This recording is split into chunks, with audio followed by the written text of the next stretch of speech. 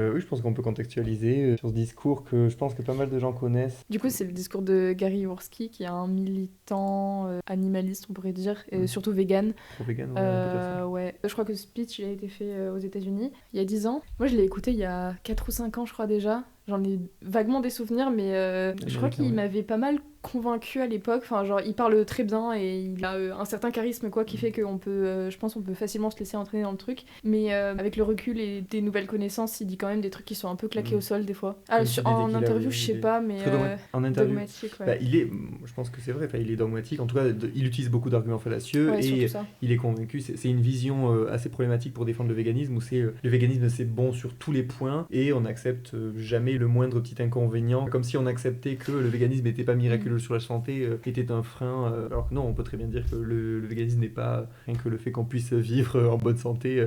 Il n'y a pas besoin de dire que la viande c'est le mal à souris. Ouais, c'est le mal pour la santé, hyper toxique pour la santé pour que ouais. ça légitime le fait d'être vegan. Ça. Moi, c'est pas ça qui m'avait marqué. Moi, c'est vraiment les arguments un peu claqués. Je crois qu'à un moment, il dit un truc avec un enfant et une pomme et un poussin. Enfin bref, on verra de toute façon, on va revenir dessus. Mon premier contact avec lui était l'article de la menace théoriste sur les conneries qu'il racontait, longtemps avant que je sois vegan. Ah ouais, bah je savais pas que sur la menace théoriste, il avait fait une critique de ça, mais ça m'étonne pas. C'est bien que le milieu sceptique parle de ce sujet, bon, pas que pour tacler pas juste sur les côtés négatifs dans le milieu animaliste, mais de parler du sujet, d'écarter ce genre de personnes et montrer aussi qu'on peut être vegan, qu'on peut être antispéciste et ne pas adhérer à tout ça, éviter de faire une confusion où j'imagine que certaines personnes pourraient avoir des fois une espèce d'amalgame entre le milieu antispéciste, vegan et certaines pseudo-sciences, et du coup je pense que c'est bien qu'on dissocie bien les deux et qu'on ne soit pas amalgamé avec ces milieux-là, quoi. Et je pense que c'est pas mal aussi de faire ça à l'intérieur de nos rangs, enfin à l'intérieur de nos luttes en tout cas, d'avoir un certain regard critique sur la production militante, quoi. C'est aussi comme ça qu'on peut avancer. Right, good afternoon, everybody. My name is Gary Yourceky. Désolé, j'aurais dû le dire dans l'intro, mais pour recontextualiser, à quel point ce mec a une influence quand même assez énorme. Il a convaincu beaucoup de gens d'être vegan, quoi. Je sais pas à quel point c'est positif. Enfin, je pense que c'est positif dans le sens, effectivement, il a quand même ouvert les yeux à pas mal de gens, mais avec des mauvais arguments. Ouais, donc, je pense qu'il y a un risque avec ça, peut-être. Aussi, vu les arguments qu'il donne, bon, déjà, moi je suis contre l'idée qu'on peut être vegan pour les animaux, pour la santé ou pour l'écologie. J'ai un post qui est prévu là-dessus, mais je pense que la seule raison pour laquelle on peut être vegan, c'est les animaux, point. Ça ne fait pas sens en fait de dire qu'on peut être vegan pour l'écologie ou qu'on peut être vegan pour la santé. Et les études, a priori, montrent que quand on s'engage dans le véganisme ou dans un changement alimentaire, en tout cas pour des questions de santé ou des questions d'écologie, il y a plus de chances qu'on retourne en arrière. Je pense qu'il faut faire attention aux arguments qu'on mobilise, quoi. Et ouais, carrément, il est encore très influent. Tu viens de dire qu'on retourne en arrière si on n'a pas changé pour les raisons animales ? Il y a plus de chances d'abandonner une transition alimentaire si tu le fais pour des raisons de santé et des raisons écologiques que si tu le fais pour de l'engagement. Oui, il y a plus de chances que si tu avais changé pour une autre raison. Ouais. Par contre, ça a quand même un avantage. Il dit pas pour autant qu'il faut faire comme Gary et avoir des arguments fallacieux. Mais en tout cas, le fait d'utiliser des arguments qui soient pas que des arguments centrés sur l'éthique et notamment l'éthique animale, c'est quand même pertinent parce que si la personne change pour des raisons environnementales ou nutritionnelles, certes, elle va ça peut faire une porte d'entrée. Ça, je suis ça peut faire une porte d'accord. d'entrée, mais aussi il y a tout. Ça, c'est ce qu'on là pour le coup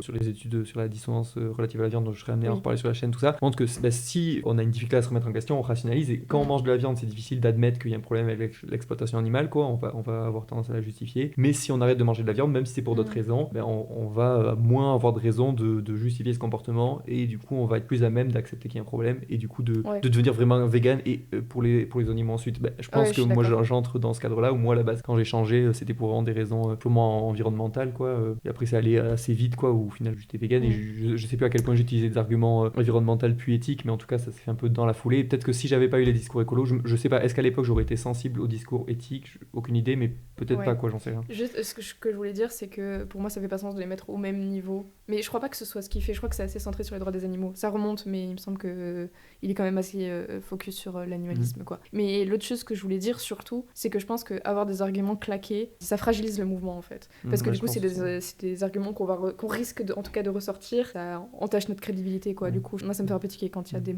arguments claqués. Je pense que c'est pas mal d'avoir des actions internes pour corriger nos arguments pétés, qui peuvent en plus être dangereux des fois. Il y a Tequila qui dit actuellement dans le milieu du coup anglophone, qui fait beaucoup référence et que les gens encouragent à aller le voir. Je sais pas à quel point en France il est autant médiatisé, mais en tout cas autant qu'on le critique et que ça cesse d'être une référence, quoi. Ouais, Jay qui nous dit pareil du coup pour l'écologie, puis forcément après l'éthique nous rattrape. 2015 ça remonte, ah ouais. Session after for about a half an hour, so hold your questions until then. In the meantime, I have some rhetorical questions for you. Is slavery, owner, victim, profit, domination, exclusive to the human race? Have blacks, Jews, women, and children been the only victims of this atrocity? Have not cows been enslaved? What about pigs, chickens, turkeys, fish, sheep? If they're not enslaved, then what are they? Free? A victim that is neither human nor animal. Have not the oceans, the forests, the earth itself become victims of ownership too? And what about a slaughterhouse? House of slaughter. Je me rappelle plus qui disait ça, mais moi j'ai une petite... je crois que si j'ai bien compris, il a dit que la terre, les arbres, je sais pas quoi là, étaient aussi victimes de la possession. J'ai du mal à utiliser le mot victime dans ce cas-là. Ça me semble être un peu un abus de langage. Ça me fait bizarre de qualifier de victime des individus ou des entités qui peuvent pas souffrir. Ce serait comme dire que les ordinateurs sont victimes de la chaleur. On comprend l'idée, mais... Parce qu'on aura tendance à dire quand on est scientiste, qu'on considère que les agents moraux, les patients moraux, c'est ceux qui ont des ressentis à quoi on peut nuire. Ce qui veut pas dire que il faut pas préserver l'environnement, mais l'environnement, on peut pas lui nuire à lui-même, quoi. Il est peut-être pas scientiste après. Après, il précise pas forcément son système moral. Lui, ce qu'il défend, c'est le fait de ne plus manger de viande après. Donc, vraiment le système moral. Même le véganisme. Ouais, il défend le véganisme, la pratique du véganisme, mais quel est son système moral précis derrière c'est pas, je crois pas que ce soit forcément très clair. Si on pollue les océans, qu'on détruit la terre ou la forêt, c'est aux êtres sentients que ça nuit, pas la forêt. Après, Gary n'est pas vraiment scientiste. Je l'avais entendu en interview. Il fallait pas exploiter une éponge de mer parce qu'elle appartenait au règne animal. Du coup, il fait un peu genre du rénisme. Ouais, on pourrait dire rénisme, effectivement. En tout cas, un truc qui serait équivalent au spécisme, en tout cas, qui serait sur le critère animal, qui est tout aussi arbitraire, effectivement. Après, si jamais il inclut aussi la forêt, tout ça, ça va plus loin que juste le règne animal, du coup. Mais j'avais fait un post là-dessus. Je trouve que c'est un peu claqué comme distinction humain... Enfin, pardon, pas humains et animaux, mais animaux et... ce qu'on pourrait dire les non-animaux et le reste. Là, je suis pas forcément sûr de la manière dont il fait, mais je suis pas sûr qu'on ait forcément de désaccord sur le fond. C'est peut-être la manière dont il dit. Je sais pas. How about a humane holocaust? Human beings or a massacre of innocent beings? Of all. En tout cas, là, il veut nous amener à dire qu'effectivement, on fait des choses horribles aux humains et qu'on trouverait ça intolérable. Ouais, qu'il y a un double standard. Oui, je suis assez d'accord là-dessus. Il n'utilise pas le mot antispécisme finalement, mais c'est ça qu'il veut dire, quoi. Peut-être pour préciser sur l'utilisation du mot holocauste, genre il y a des débats et tout internes au milieu antispéciste sur ce terme-là. Moi je pense que si on le prend d'un point de vue strictement sémantique et tout, je pense que ça peut se défendre d'utiliser le terme d'holocauste pour parler des autres animaux, mais je pense que c'est vraiment pas pertinent, déjà parce que ça fait, enfin surtout parce que ça fait référence à la Shoah. Et alors je suis pas du tout dans une position où je dis qu'il faut absolument pas comparer les animaux avec les autres, enfin les humains avec les autres animaux parce que ce serait dégradant ou je ne sais quoi.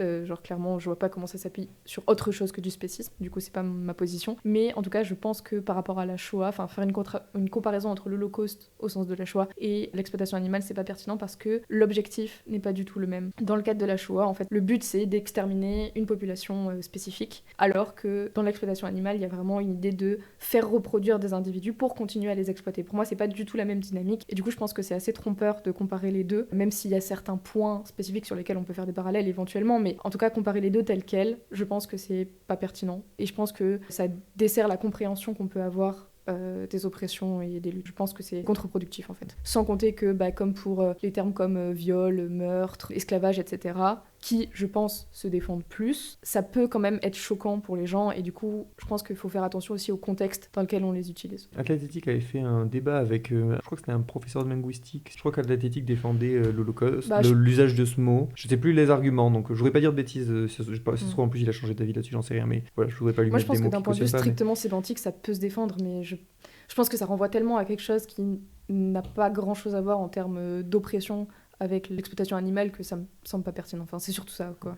Il y a Jay qui nous dit que Yurovsky il vient d'une famille juive et en plus il a eu pas mal d'influence en Israël. Après, peut-être que effectivement le fait si toi-même tu as eu une famille juive et que tu t'appuies sur l'Holocauste pour montrer le problème, ça paraît moins instrumentalisé la cause. Je pense que ça peut être le problème aussi souvent quand les gens font des comparaisons, c'est souvent perçu comme une instrumentalisation d'autres luttes pour une autre lutte et il y a ça qui fait que c'est mal perçu. Mais je sais qu'il y a des auteurs, il y a notamment celui qui a écrit Un éternel Treblinka, je me rappelle plus du nom de l'auteur, mais c'est aussi un juif ou un descendant de juif en tout cas, qui fait un parallèle sur l'exploitation animale. Donc effectivement, c'est pour ça que je dis que c'est débattu au sein du milieu, quoi. Parce que c'est pas tranché comme question, mais en tout cas, voilà ma position en tout cas. In America, without mercy, we murder 10 billion land animals and 18 billion marine animals.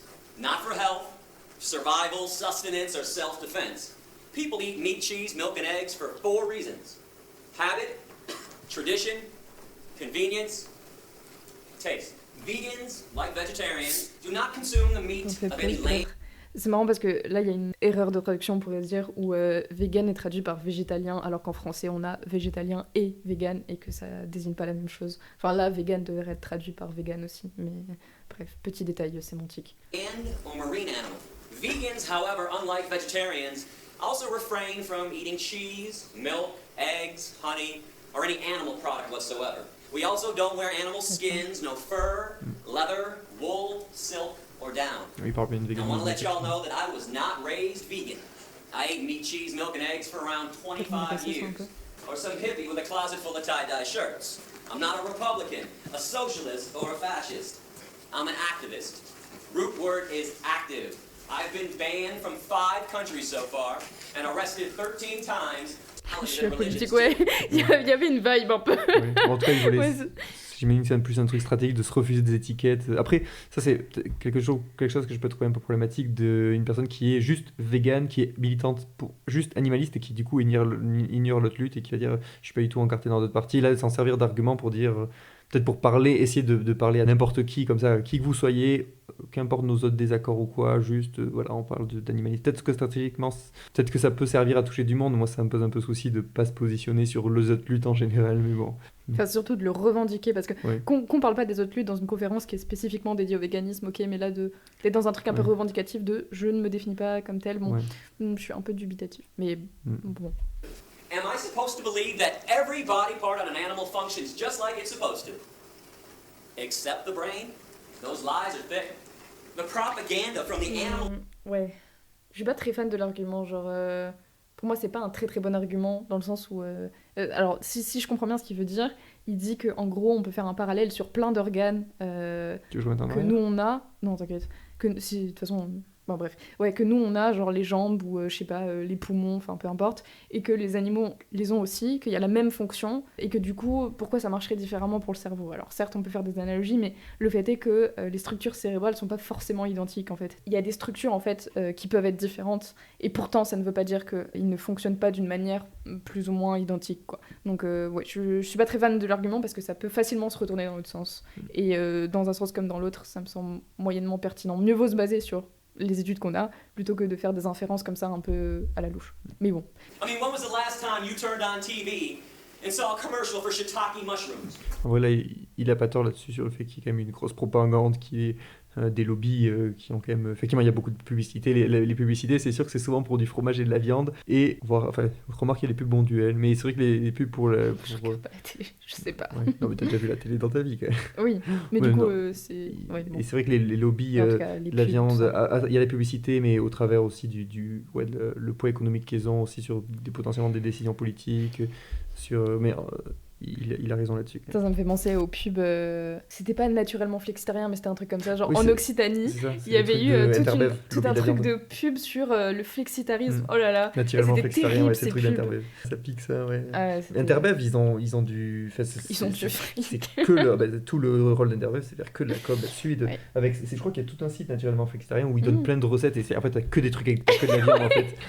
Et ils passent, même, ouais, ils arrivent à avoir du poids dans le. Je sais pas, je crois que l'Interbev, si je dis pas de bêtises, passe dans les écoles. Fait comme les lobbies laitiers, ils ont quand même. Il y a effectivement une propagande énorme. Il y a d'autres explications à pourquoi les gens continuent à manger de la viande ou quoi, mais ça, c'est Ça joue un peu. ouais, sociologiquement, ça pèse quoi. You don't see that stuff advertised on TV. What do you see instead? How about a little more cheese with your meat? Have some more cow's milk. Have some more... Well, need to see a cancer specialist? How about a heart doctor? Need some Lipitor, Zocor, Crestor, Plavix. Need some diet pills? How about some energy drinks? Some Kaopectate, Tums, Pepto-Bismol. You've been duped. They're killing you. They're killing the animals and they're killing this planet. And those blinders are on nice and tight. But if you J'ai give pas me compris a... pourquoi il parlait des médocs. Not feeling so well? Need to see a... Ouais. Il veut dire ça nous rend mal.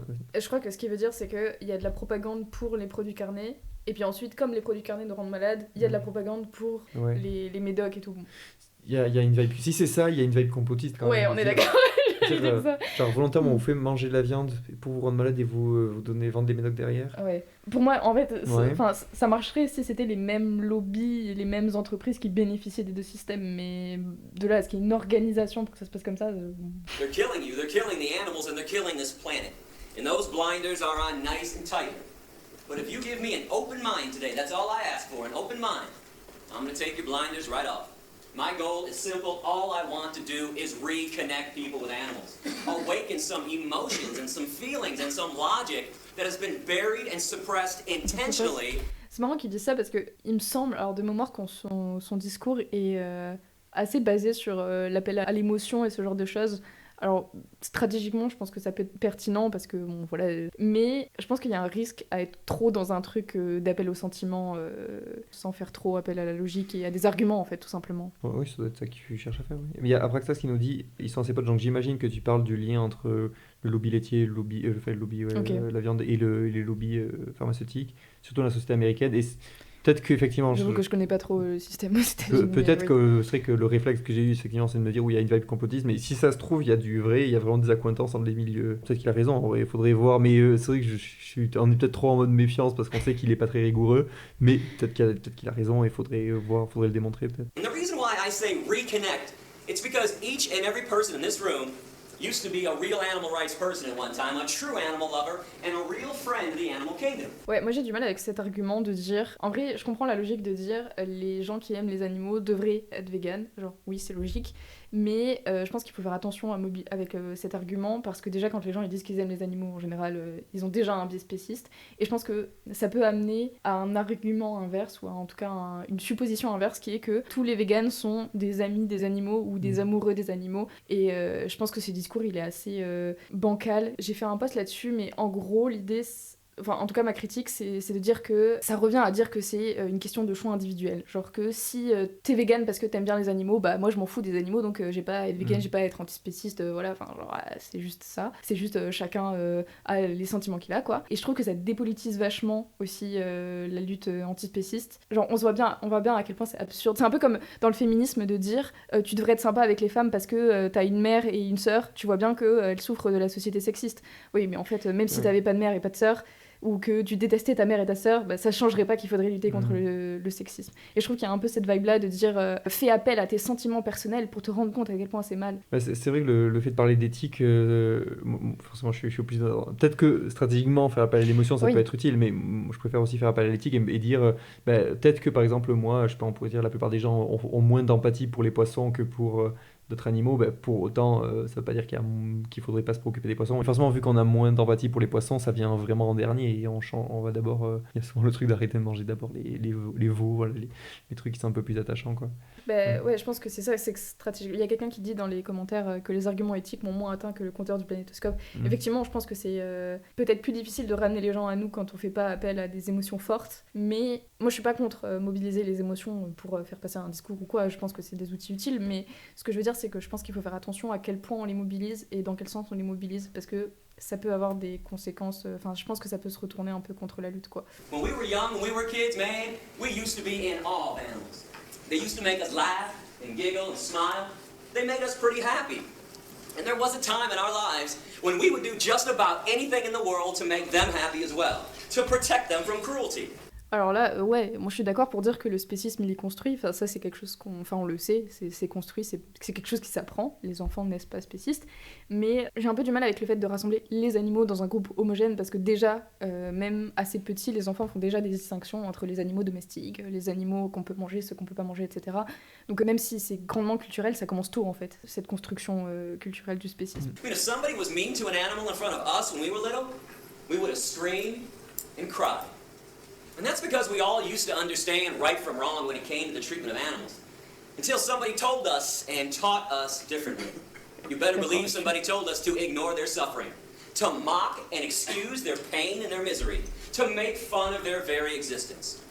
Tu veux dire un truc ? Moi, je sais pas si je suis tant d'accord. Oui, peut-être qu'on peut avoir... Effectivement, c'est vrai que on voit aussi dans les études que les enfants ont tendance à être finalement moins spécistes que les adultes. Après, je sais pas, j'imagine que même les enfants auraient... Là, je spécule, mais j'imagine qu'il y aurait une différence. On aurait sûrement moins d'empathie pour tel ou tel animal. Et en fait, je vois surtout qu'éthiquement, je vois pas trop... Ça peut aider à faire réfléchir les gens, de dire « Ah mais regarde, quand t'étais petit, vous avez changé, ça peut être intéressant comme argument. » Mais le fait que les gens soient attachés, si la personne n'était pas attachée aux animaux quand elle était petite, ça devrait quand même, idéalement, il faudrait quand même qu'elle réfléchisse là-dessus.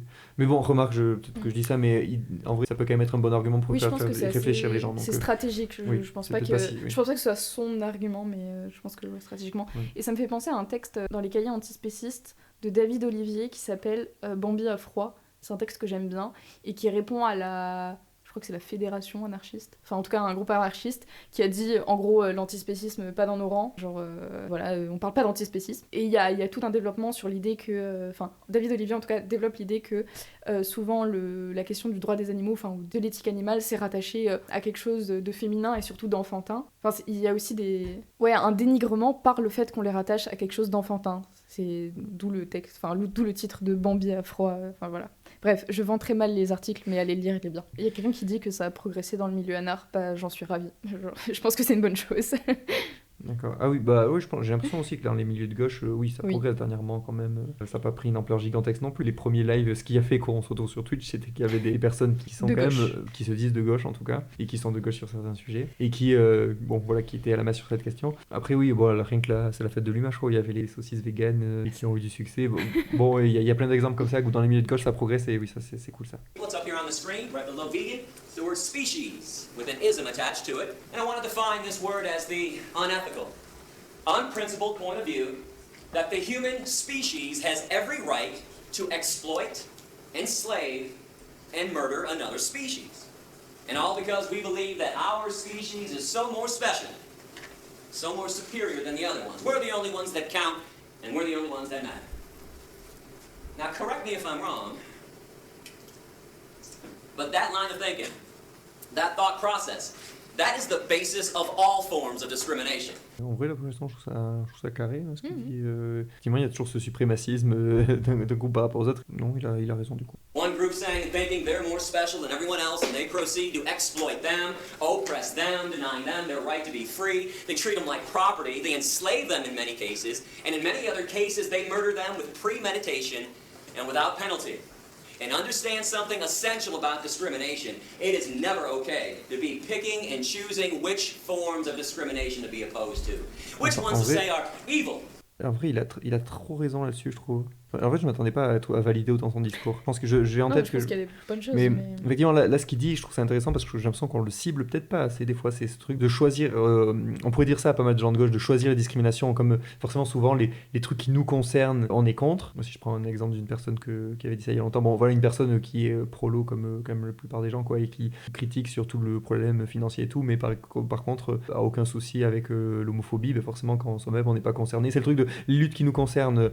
C'est pas cool, quoi. En fait, l'oppression n'est pas cool, mais celle qui concerne les autres, on s'en fout. Et il y a un peu ça du coup avec tous les gens beaucoup de gens à gauche qui a toutes les luttes qui ça les concerne, donc ça leur pose souci. Mais par contre, les animaux, vu à quel point on en bénéficie, parce qu'on aime bien ce confort, on n'a pas envie de changer nos habitudes et tout, et du coup, ce truc de choisir les discriminations auxquelles on veut être opposé, c'est vrai que c'est problématique. Et là, il met le doigt là-dessus, c'est cool.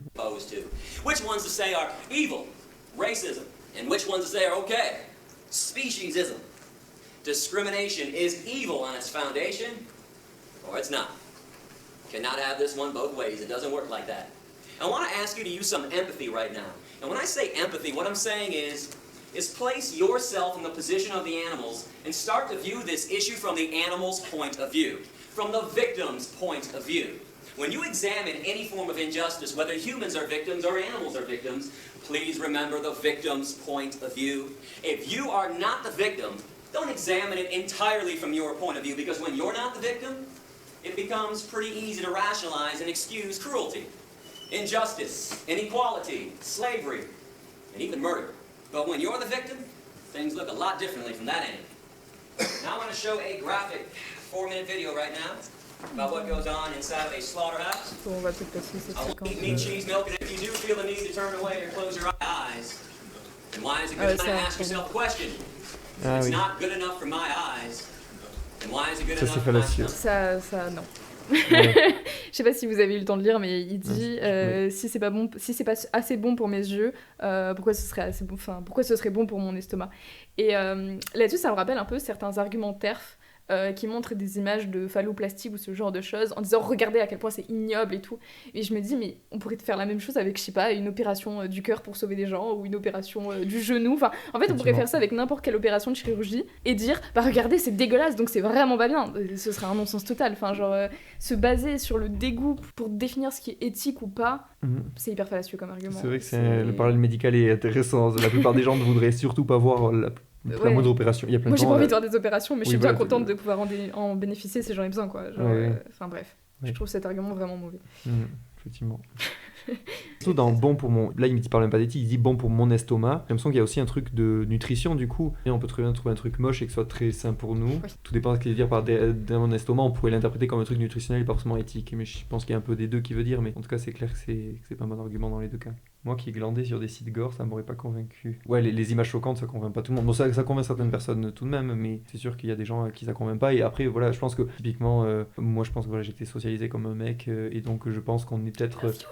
Non, mais il y a quand même un truc, je sais pas de stats sous la main, mais je serais pas étonné que si on regardait. Mais je crois que ça a été fait, non, de voir pourquoi les gens sont véganes et est-ce qu'il n'y a pas plus de gens dans le milieu animaliste qui ont changé chez les femmes plus pour des raisons éthiques animales et chez les hommes plus pour des raisons environnementales. Je voudrais pas dire de bêtises, mais je crois qu'il y a des trucs là-dessus. Et voilà, quand on est un homme, il y a ce truc de pas trop sur le sentimental et d'être loin de ce côté sentimentaliste, animaliste et de plus sur ce côté rationnel, voilà, écologique, c'est pragmatique. Après, même du côté écolo, ça m'étonnerait pas qu'il y ait plus de meufs qui changent que de mecs. Hein. Oui, mais je suis d'accord avec toi. Je dis en proportion, oui. Pas en absolu, quoi. Mais en proportion, je crois que c'est le cas. Je dis qu'il y a des études, si ça se trouve, j'invente un truc, j'ai plus en tête une ref ou quoi. Mais si je fais par rapport à mon entourage, le nombre de mecs surtout qui disent qu'ils ont changé pour des raisons écolo et qui, du coup, bon, moi c'était mon cas et après on rationalise. Et on a fait une discussion avec Sohan et on était deux mecs et deux meufs, donc nous deux pour plus Sohan et du coup Raymond. Ouais, sur la chaîne de Sohan Tricoire. Ouais. On a fait une discussion sur le véganisme et l'esprit critique. Vous pouvez aller la retrouver sur sa chaîne si vous voulez voir. Mais en gros, on expliquait, donc Sohan et moi, enfin, quand je dis femme, c'est socialisé en tant que femme, hein, parce que Sohan se définit pas comme femme. Mais du coup, en tout cas, on a été socialisés comme tel. Et c'est marrant parce que Sohan et moi, on était dans un truc où on a changé pour des questions d'éthique animale, et les deux mecs, ils ont changé pour une question d'éthique environnementale et pour des questions de santé. Donc bref, c'est un tout petit échantillon, mais...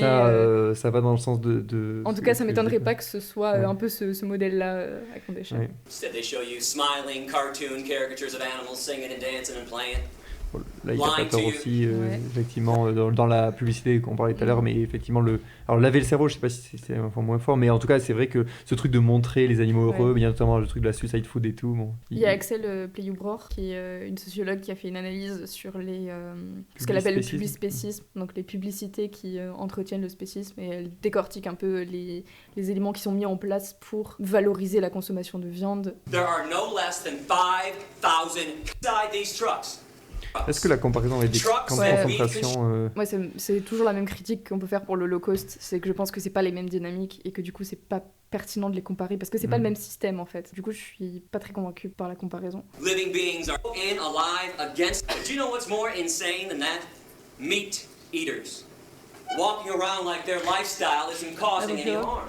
Ok, je sais pas si le truc de se dire, vous savez ce qui est encore pire que les abattoirs, c'est les gens qui mangent de la viande en faisant du coup une hiérarchie entre les deux. Je sais pas si c'est vraiment pertinent. Peut-être que stratégiquement ça peut se faire en compte à quel point ça peut faire tiquer les gens, mais en tout cas d'un point de vue de l'analyse politique, je suis pas hyper convaincue quoi. Les deux fonctionnent ensemble et je sais pas si c'est vraiment pertinent de les faire de les hiérarchiser. Je suis pas trop fan non plus, c'est vrai que c'est le truc de la culpabilisation individuelle qui c'est le consommateur qui est responsable et que si tous les consommateurs arrêtent de manger d'acheter de la viande, forcément on n'en vend plus. Et on arrête d'exploiter les animaux, ce qui paraît évident d'une part, mais sauf que en pratique, non, le consommateur, on a vu typiquement avec ce qu'il a parlé lui-même de publicité, tout ça, il y a tout un contexte qui fait que c'est pas si facile de changer et que c'est jamais très efficace de réfléchir que d'un point de vue individualiste et qu'il y a quand même un système, il faut pas non plus entrer dans... Il y a toujours un juste milieu, pas évident des fois à trouver, où souvent pas mal de gens, surtout à gauche, où moi je partage forcément une bonne partie de l'analyse qui est, faut regarder le côté systémique et pas que les individus, mais des fois certains à gauche vont dire, il y a que le système et du coup, voilà, comme si on réfléchit plus du tout, c'est même plus le côté individuel pèse plus du tout et il faut même pas faire un effort pour changer nos comportements, ce qui me paraît vraiment problématique comme attitude. Donc on peut dire non, tout ne repose pas sur les changements individuels, mais évidemment que c'est mieux à notre échelle si on fait mieux, si on essaie de changer quoi. C'est un peu le seul moyen qu'on a, à moins de s'engager et d'avoir un poste politique important. Ça me semble compliqué de... On peut avoir d'autres...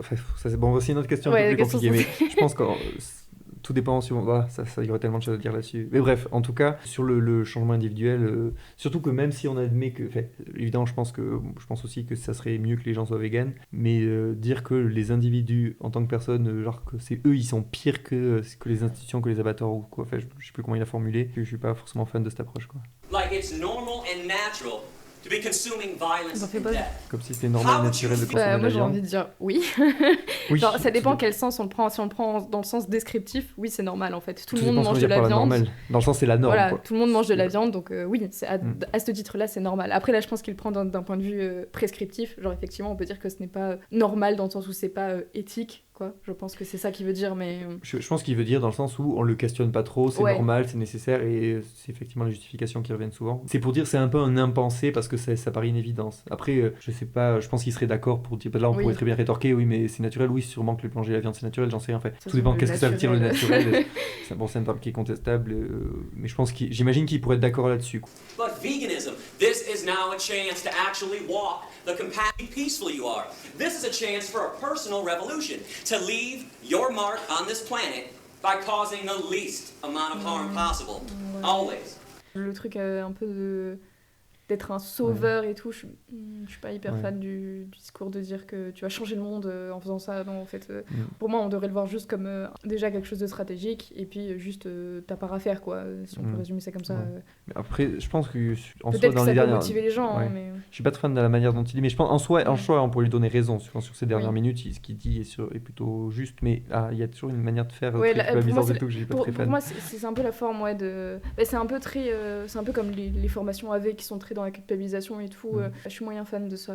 Being vegan. C'est pas fondé sur grand-chose. Now come on, what's the argument for not causing the least amount of harm? Inconvenience? Indifference? Apathy? Selfishness? I want you to know, I don't live in Fantasyland. I'm well aware that animals are suffering and dying just because we're here on the planet with them. We build homes through their habitat. We pollute their environment, destroy their habitat.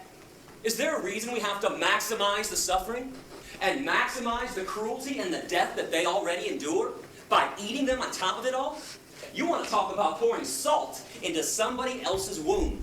98%, and I repeat this stat, 98% of animals who are abused and killed on this planet are abused and killed by the meat. Je suis pas d'accord avec cette stat, hein. Je veux bien savoir d'où il la sort. Il dit 98% des animaux qui sont tués, je sais plus quoi sur cette planète, c'est pour la viande, je crois. Je pense qu'il parle des animaux utilisés pour la consommation, mais et donc ça veut dire que les 2% restants, c'est genre, je sais pas, dans les expérimentations animales, ce genre de choses. Mais là, pour moi, il oublie genre absolument tous les autres animaux qui sont dans le milieu sauvage, quoi. Oui, effectivement. Du coup, je vois pas trop l'intérêt de sortir cette... Enfin, pour moi, ça témoigne juste d'une invisibilisation de la souffrance naturelle, quoi. Et je suis vraiment pas fan de ce discours parce que avec ça sous-entend que moralement, on n'a rien à faire par rapport aux autres animaux, enfin aux animaux qui ne sont pas élevés par nous. Et il faut qu'on se focus sur ces individus-là. Et les autres, on s'en fout, quoi. C'est un peu l'idée. On n'est pas responsable, donc on n'a pas à s'en préoccuper. C'est un peu ce qui est sous-entendu quand on se focalise spécifiquement, en tout cas exclusivement, sur les animaux qui sont...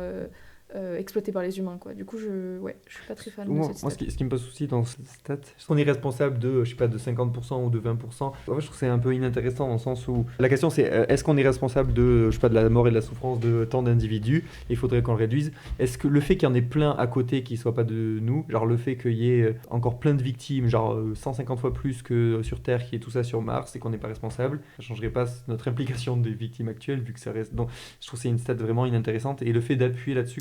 Je trouve ça vraiment pas intéressant. Ça voudrait dire comme si jamais ce qu'on tuait, c'était que 20% des morts sur Terre. Est-ce que ça voudrait dire que ça vaut moins?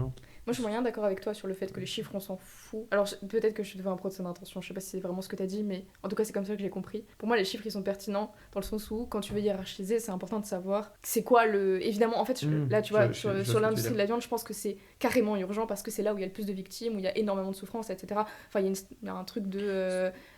qu'est-ce qui est le plus grave, en fait, à quoi on s'attaque en premier pour réduire les souffrances. Mais moi, ce qui me pose problème, c'est surtout que là, ils se focalisent exclusivement là-dessus. Et en fait, ces stats, littéralement prises comme ça, elles invisibilisent tout simplement les animaux qui ne sont pas exploités par les humains. Je dis pas que les chiffres sont prêts. Ce que je veux dire, c'est que évidemment que parmi, je sais pas, si on fait, je sais pas, tant de victimes et que parmi ces victimes, il y a effectivement beaucoup plus de victimes dans tel secteur et que c'est plus facile à réduire, ça faut le regarder, stratégiquement c'est un intérêt. Par contre, ce que je veux dire, c'est que par rapport aux victimes, en supposant qu'on peut aider surtout les victimes qu'on cause nous-mêmes, le fait qu'il y ait tant d'autres victimes qui ne sont pas causées par nous-mêmes et qu'elles soient beaucoup plus nombreuses ou pas, en supposant qu'on peut rien y faire, du coup, je vois pas trop ce que ça change sur le fait qu'il faudrait que la valeur absolue des Oui, victimes voilà, qu'on cause, elle est restée la même. Donc je vois pas pourquoi ça devrait changer quelque chose, quoi. Après, en réalité, même les victimes qu'on ne cause pas, on peut toujours s'occuper aussi des problèmes qu'on n'a pas causés, mais c'est sûr que en premier lieu, s'occuper des victimes qu'on cause nous-mêmes, c'est sûr que c'est le plus simple à gérer. 1,000 land animals and thousands of other marine animals.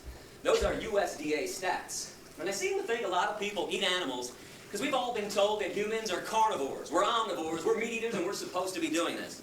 Are you aware that physiologically, the human body is actually one... Là, on arrive dans le truc qui fait mal. On arrive aux critiques qui sont récurrentes par rapport à Gary Yourofsky, ce genre de choses. Se dire que c'est un peu, on est fait pour être vegan, Oui, tout ça, et là, ce truc, on est 100% herbivore. Et là, il va passer... alors... J'allais dire, il va passer à l'anatomie comparée pour montrer Ouais. à quel point notre corps est proche de celui des herbivores. Ce qui est claqué au sol comme méthodo, Ouais. 2, c'est faux. Genre, on est omnivore dans le sens où on peut digérer à la fois des produits animaux et des produits végétaux, fongiques, etc. Et surtout, c'est juste descriptif en fait. Genre, oui, on est omnivore, c'est un fait. Voilà. Ça ne dit rien sur ce qu'on doit faire. Et je pense que là, vraiment, il y a un truc... Parce que, en fait, le problème de cet argument, je pense aussi, stratégiquement, c'est pas pertinent comme argument. Parce que, en fait, là, on est vraiment sur un truc de... Si t'as la logique de... Si t'as telle alimentation naturelle, tu dois avoir telle alimentation éthique, on pourrait dire. Alors, il suffit de prouver que ton alimentation naturelle, c'est pas celle-là, genre, c'est pas l'herbivorisme, mais c'est le carnivorisme. Et donc, tu te retrouves obligé, logiquement, avec cette logique-là, de devoir manger 100% de la viande, enfin 100% de viande, en fait. Et en fait, pour moi, il faut juste... ça aurait été beaucoup plus pertinent de dissocier la question descriptive, voilà, on est omnivore, et la question prescriptive, mais ça ne veut pas... Donc, autrement dit, ça ne veut pas dire qu'on doit manger soit 100% de végétaux, soit... Enfin, en gros, ça ne dit rien sur ce qu'on doit faire. 100% herbivorous plant eaters.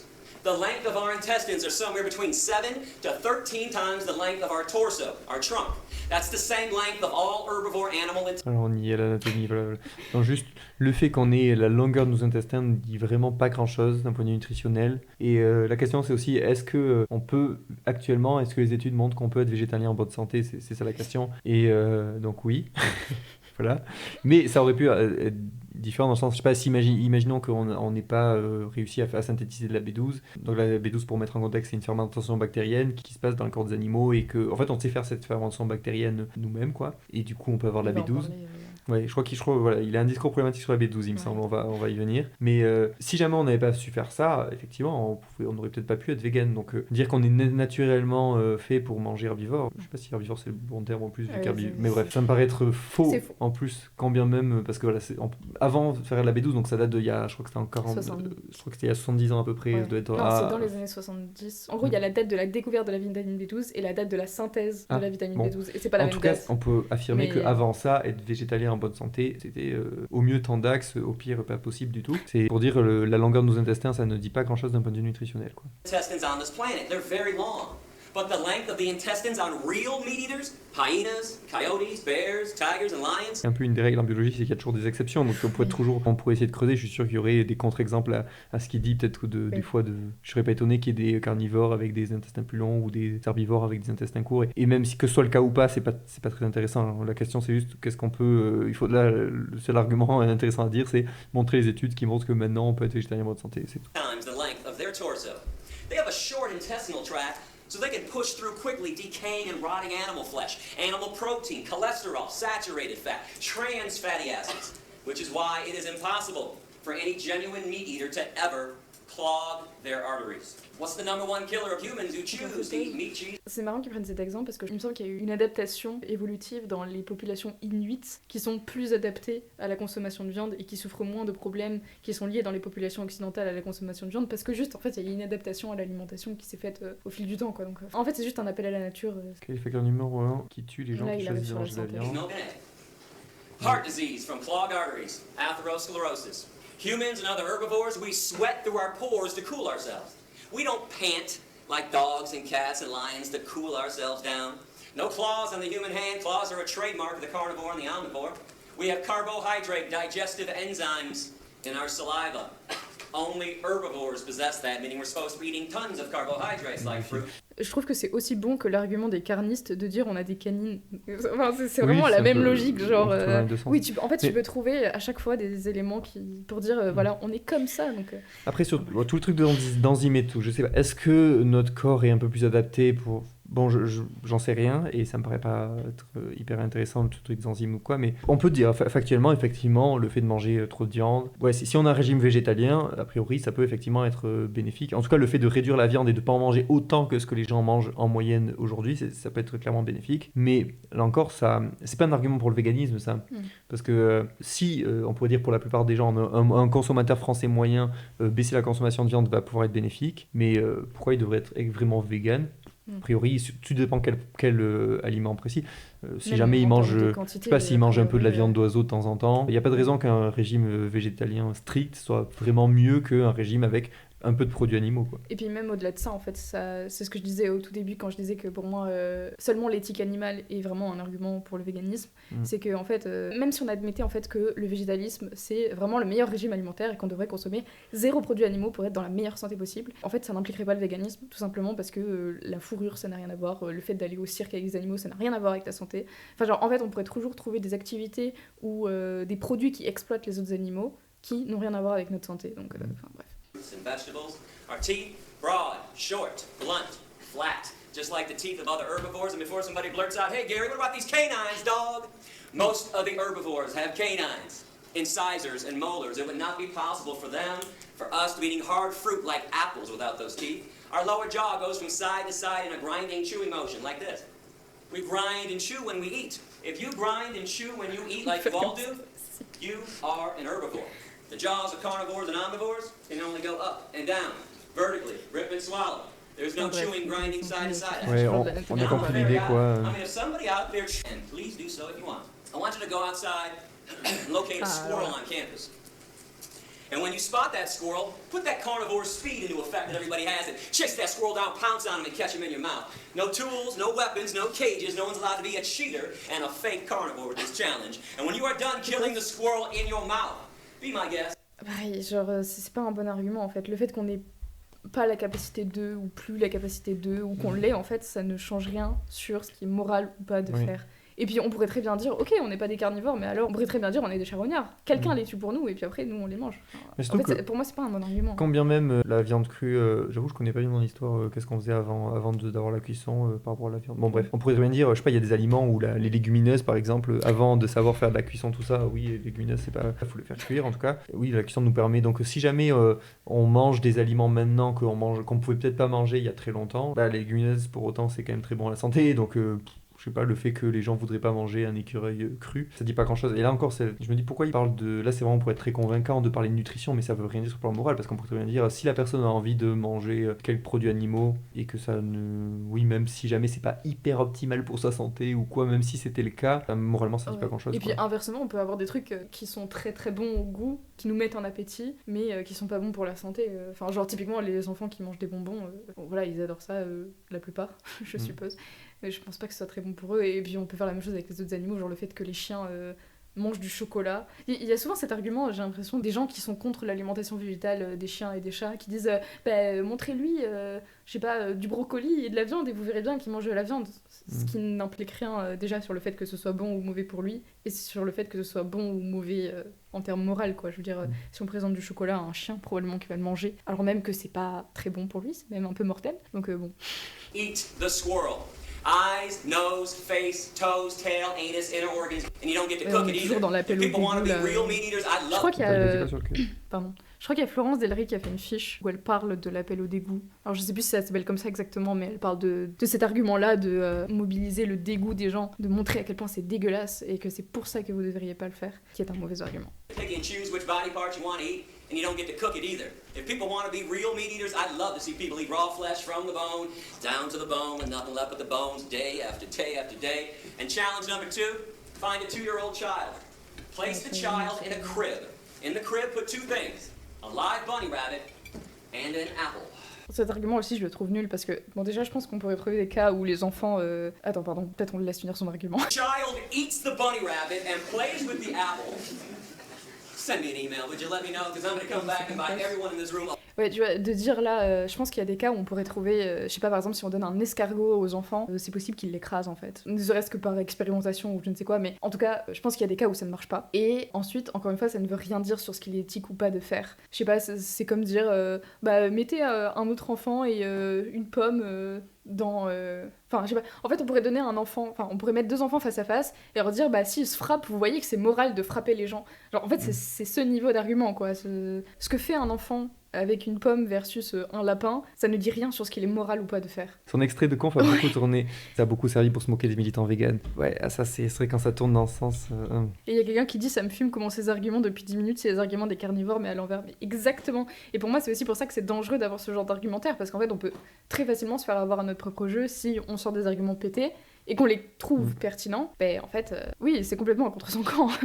Ouais, l'argument sur la longueur des intestins, mais je crois que t'es arrivé juste après qu'on venait d'y passer sur tout ce qui est anatomie comparée. Oui, effectivement, on a critiqué ça, évidemment. Et il y a des tableaux aussi quand on est sur Facebook avec genre les dents, l'intestin. Mais ça vient de lui, les tableaux, non? On va peut-être les voir, les tableaux. Peut-être. Je sais plus. Mais oui, je l'ai en tête. Mais dans la vidéo qu'on a faite avec Swan, du coup, sur éviter les mauvaises infos en nutrition, n'hésitez pas à aller la voir. Ça rebondit sur quelques trucs qu'il dit, notamment l'anatomie comparée et d'autres arguments qui peuvent être utilisés autant chez certains véganes que chez les pro-viande, quoi, chez les carnistes. Et c'est des arguments qui sont mauvais, qui peuvent, des fois, vu que c'est des arguments mauvais, ils peuvent être utilisés dans les deux sens, quoi. Tu peux l'interpréter aussi comme tu veux, des fois. Bon. Chili dog with extra cheese, a bucket of ice cream, and a bag of beef jerky too.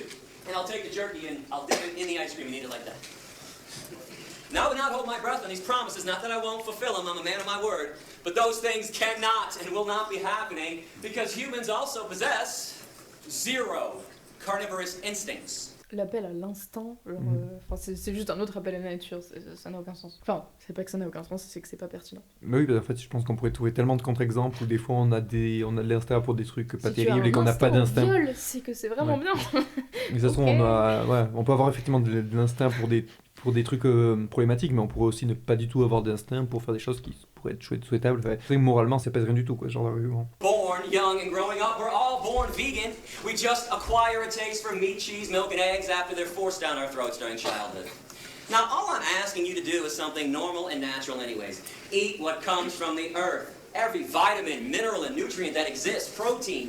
Alors sur les canines, il y répond. Ouais. Et il dit que la plupart des herbivores en ont, que ce soit le cas ou pas, ça dit pas grand chose, mais... Souvent il y a les autres grands singes qui sont mobilisés en illustrant que je crois que c'est les babouins ou les gorilles qui ont des canines. Alors ils sont pas 100% herbivores, mais...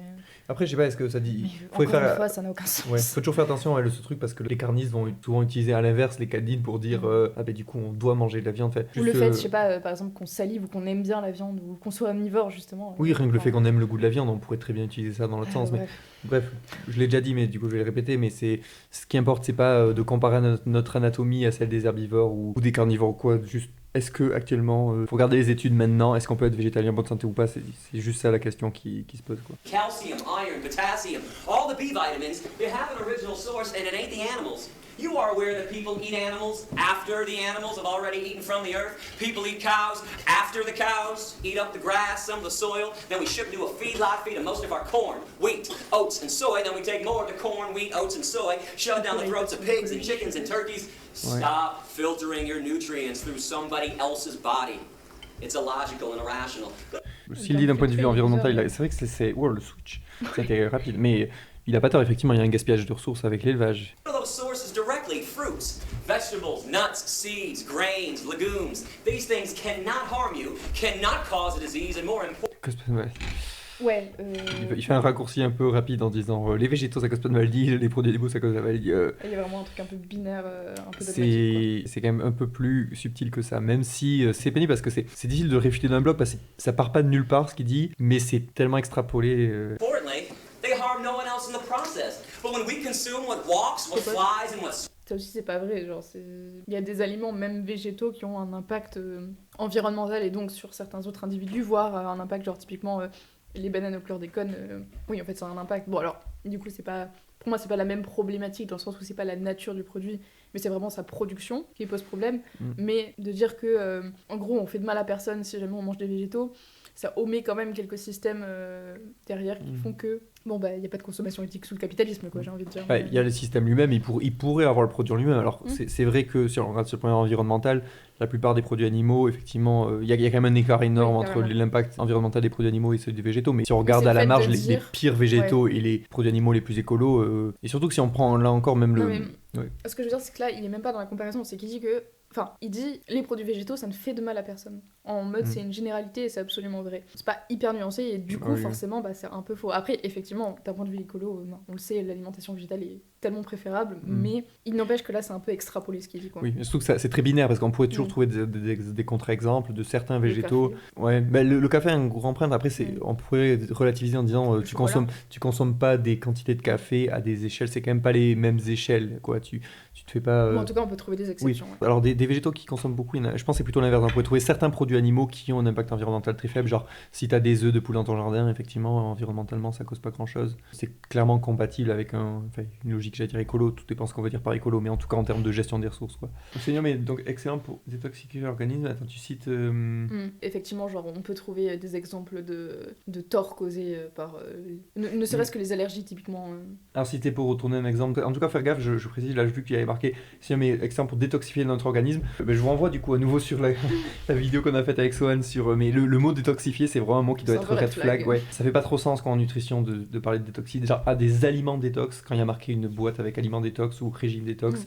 C'est toujours pseudo-scientifique quoi. En vrai, typiquement l'iode, je crois qu'on peut faire des surdoses, genre si on mange trop d'algues dans la journée. Je contredis pas le fait qu'il y a des surdoses. Effectivement, le sélénium en surdose peut être toxique, hein, même si c'est quand même rare, mais c'est possible. Mais je contredis pas le fait des surdoses, je contredis le mot détox qui est dans ce cas. Le sélénium, effectivement, si t'es en carence de sélénium, le sélénium va être bon pour la santé, c'est pas parce que c'est le sélénium lui-même, juste parce que t'auras pas de carence. Mais ouais, ça va pas, le sélénium lui-même va pas détoxifier. Ah oui, c'était pour contredire le fait que tous les végétaux sont bons, oui. Bah, effectivement, oui, c'est vrai que certains végétaux, s'ils ont effectivement si tu te gaffes de noix du Brésil et que tu fais une overdose de sélénium, je sais pas combien t'as dit. Ah oui, environ 8 noix.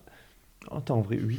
En vrai, j'ai déjà mangé plus de 8 noix, je crois. Il faudrait check la source pour le coup. Le fait que dans la source que t'as mis, il y avait détoxifié, ça me questionne, il faudrait vérifier. Mais bon. 8 noix, en vrai, ça faudrait vérifier. Parce que si jamais c'est vrai, c'est.